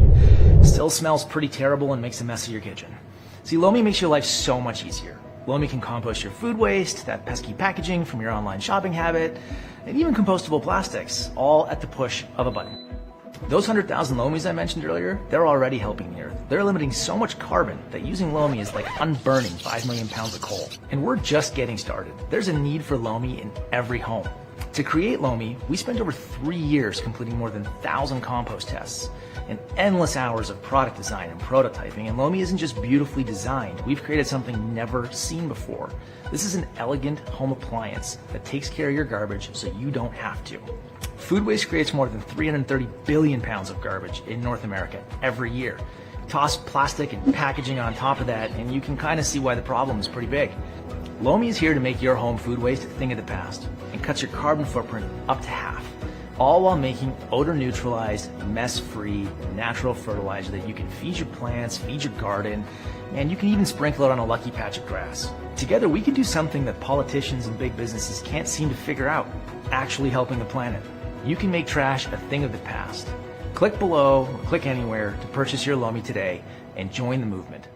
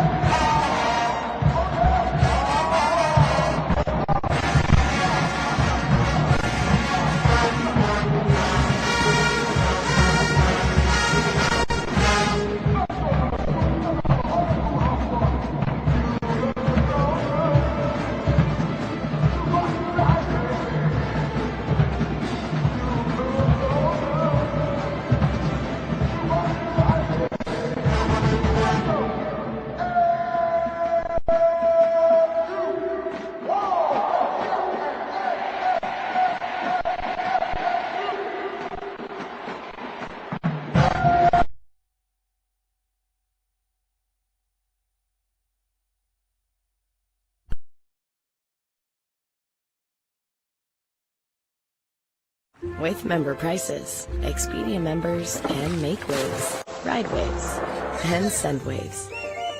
In Canada, this summer.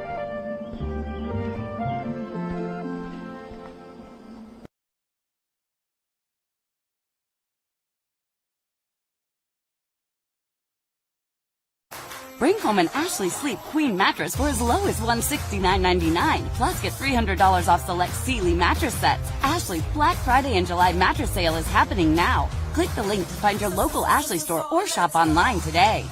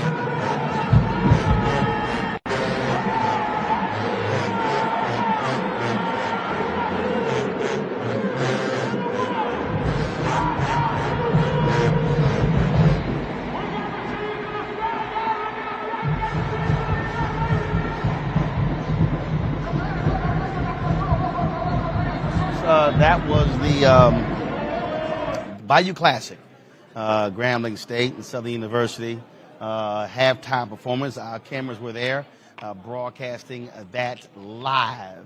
And so we certainly were glad to be there to showcase that game. And so certainly had a good time in doing that. All right, y'all. In a second, we're going to close this out. We've been here, of course, in Birmingham for the Swac Media Day, covering it. Things are almost over. Folks have been talking with all the coaches and the players here.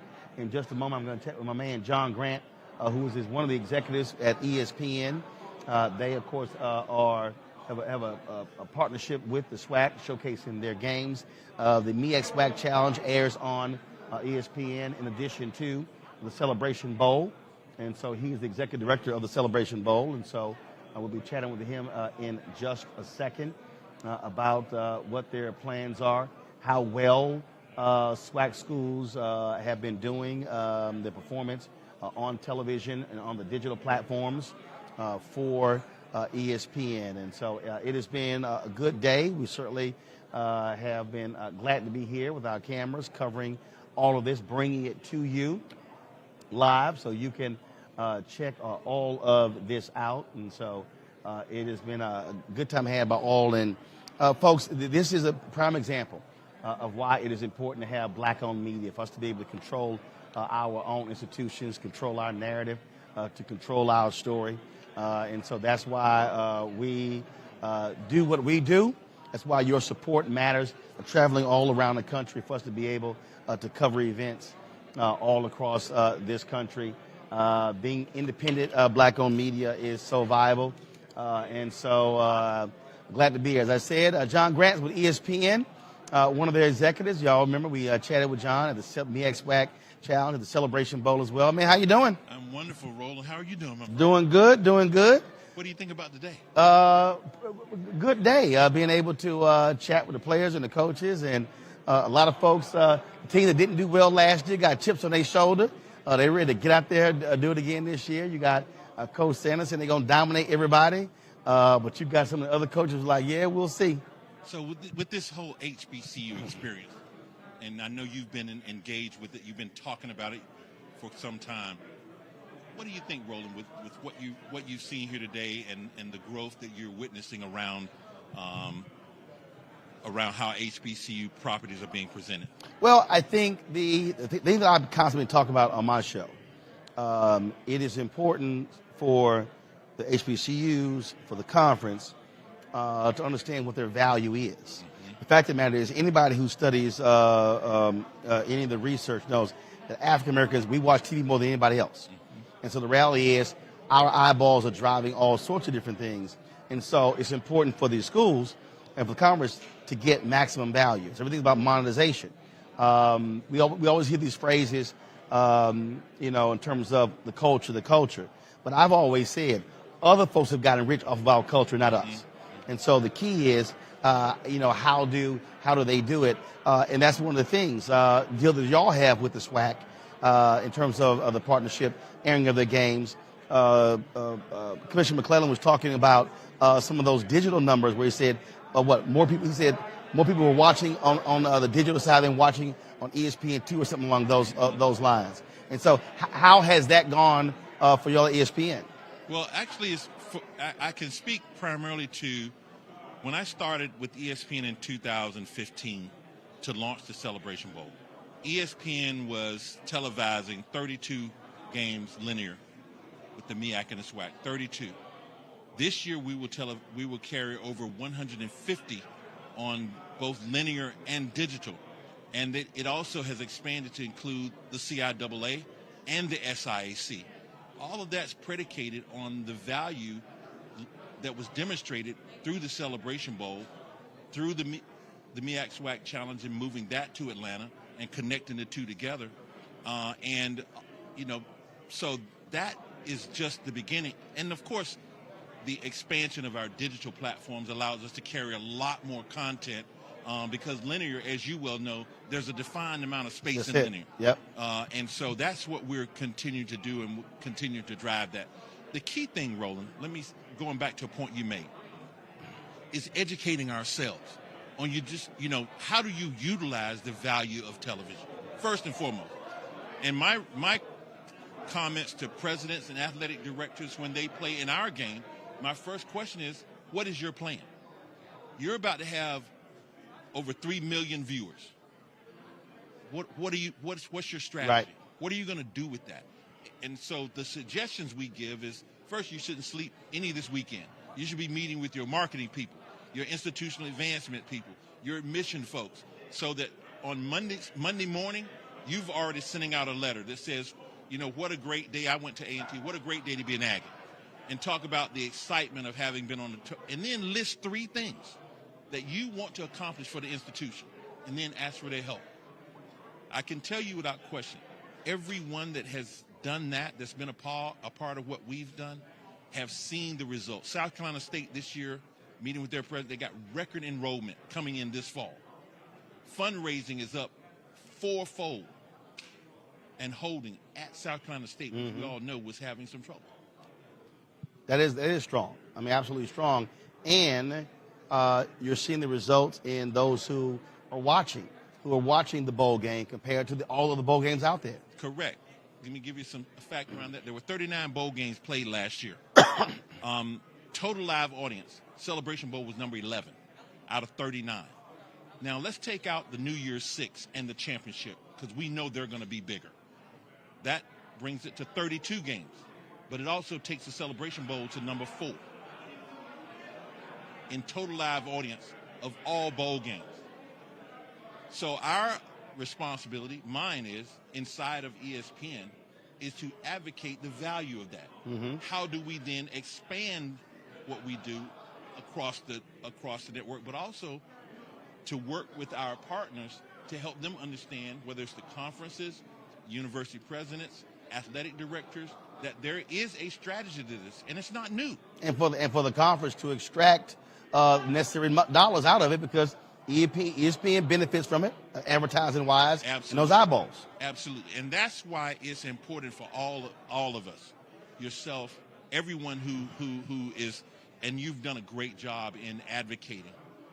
That advocacy matters because we have to help people understand. There's nothing wrong with when you don't know something. But and we can't get mad when someone doesn't know. Right. What we have to do is help to understand, but it really also is going to come down to economics.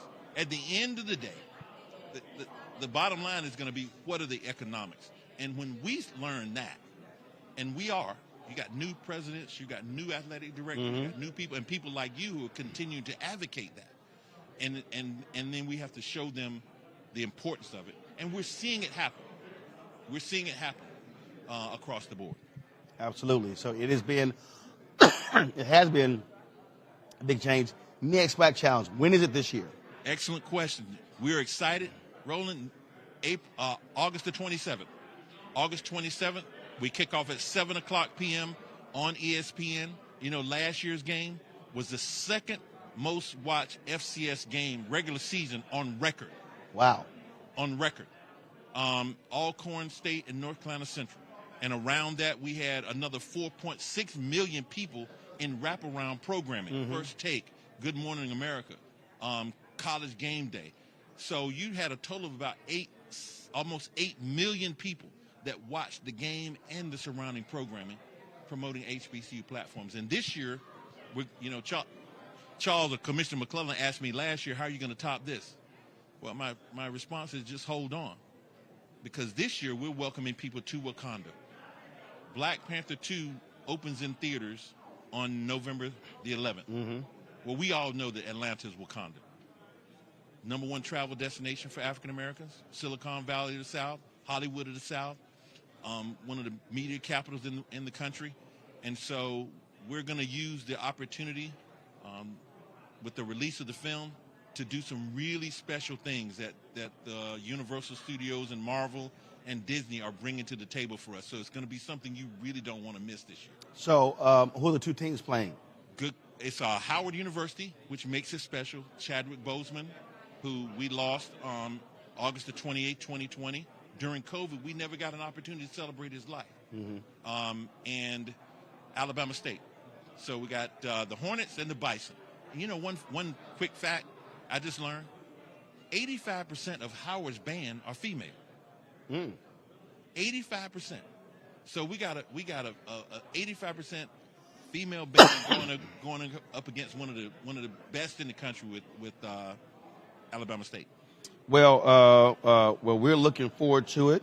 Of course, we were there last year with Coca-Cola. Gonna have it back. So looking forward to being down there, showcasing what's going on down there and doing some great content. Man, let me tell you, I appreciate you. I really do. I mean, because you're doing great work and keeping this in the forefront in an authentic way. I mean, sometimes you got to tell us the truth, whether we like it or not. If it's the truth, and you do that well, you know, in your unfiltered programming. And I want to thank you for that, because it pushes us. It pushes us to make sure we are raising the bar. Well, look, we appreciate it. Glad to be here. Look forward to, of course, this season again. Me and Swac Challenge will be at the Bayou Classic and, of course, at the Celebration Bowl as well. And so this year, my plan, not to get COVID at the Celebration Bowl. I tested positive last year. It was not a fun experience. It was fun, but it wasn't fun. But hopefully we'll be COVID-free this year so I can actually enjoy the week as opposed to those chills and fever last time. Well, I'm going to say to the people that are watching, he did not catch it at the Celebration Bowl. No, I did not. I got it in Hawaii. I got it in Hawaii, and I tested positive that Saturday. And so, yeah, I wasn't at the game. I went back to the Airbnb and went to sleep.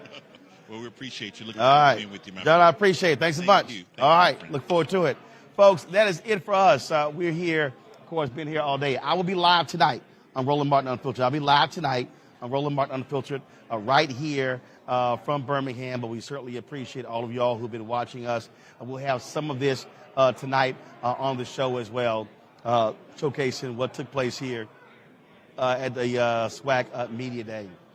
I want to thank all my team members who are here, made this all possible, and we thank all of you again. So I'll see y'all guys in about 2.5 hours on Roland Martin Unfiltered right here on the Black Star Network. Until then, holla.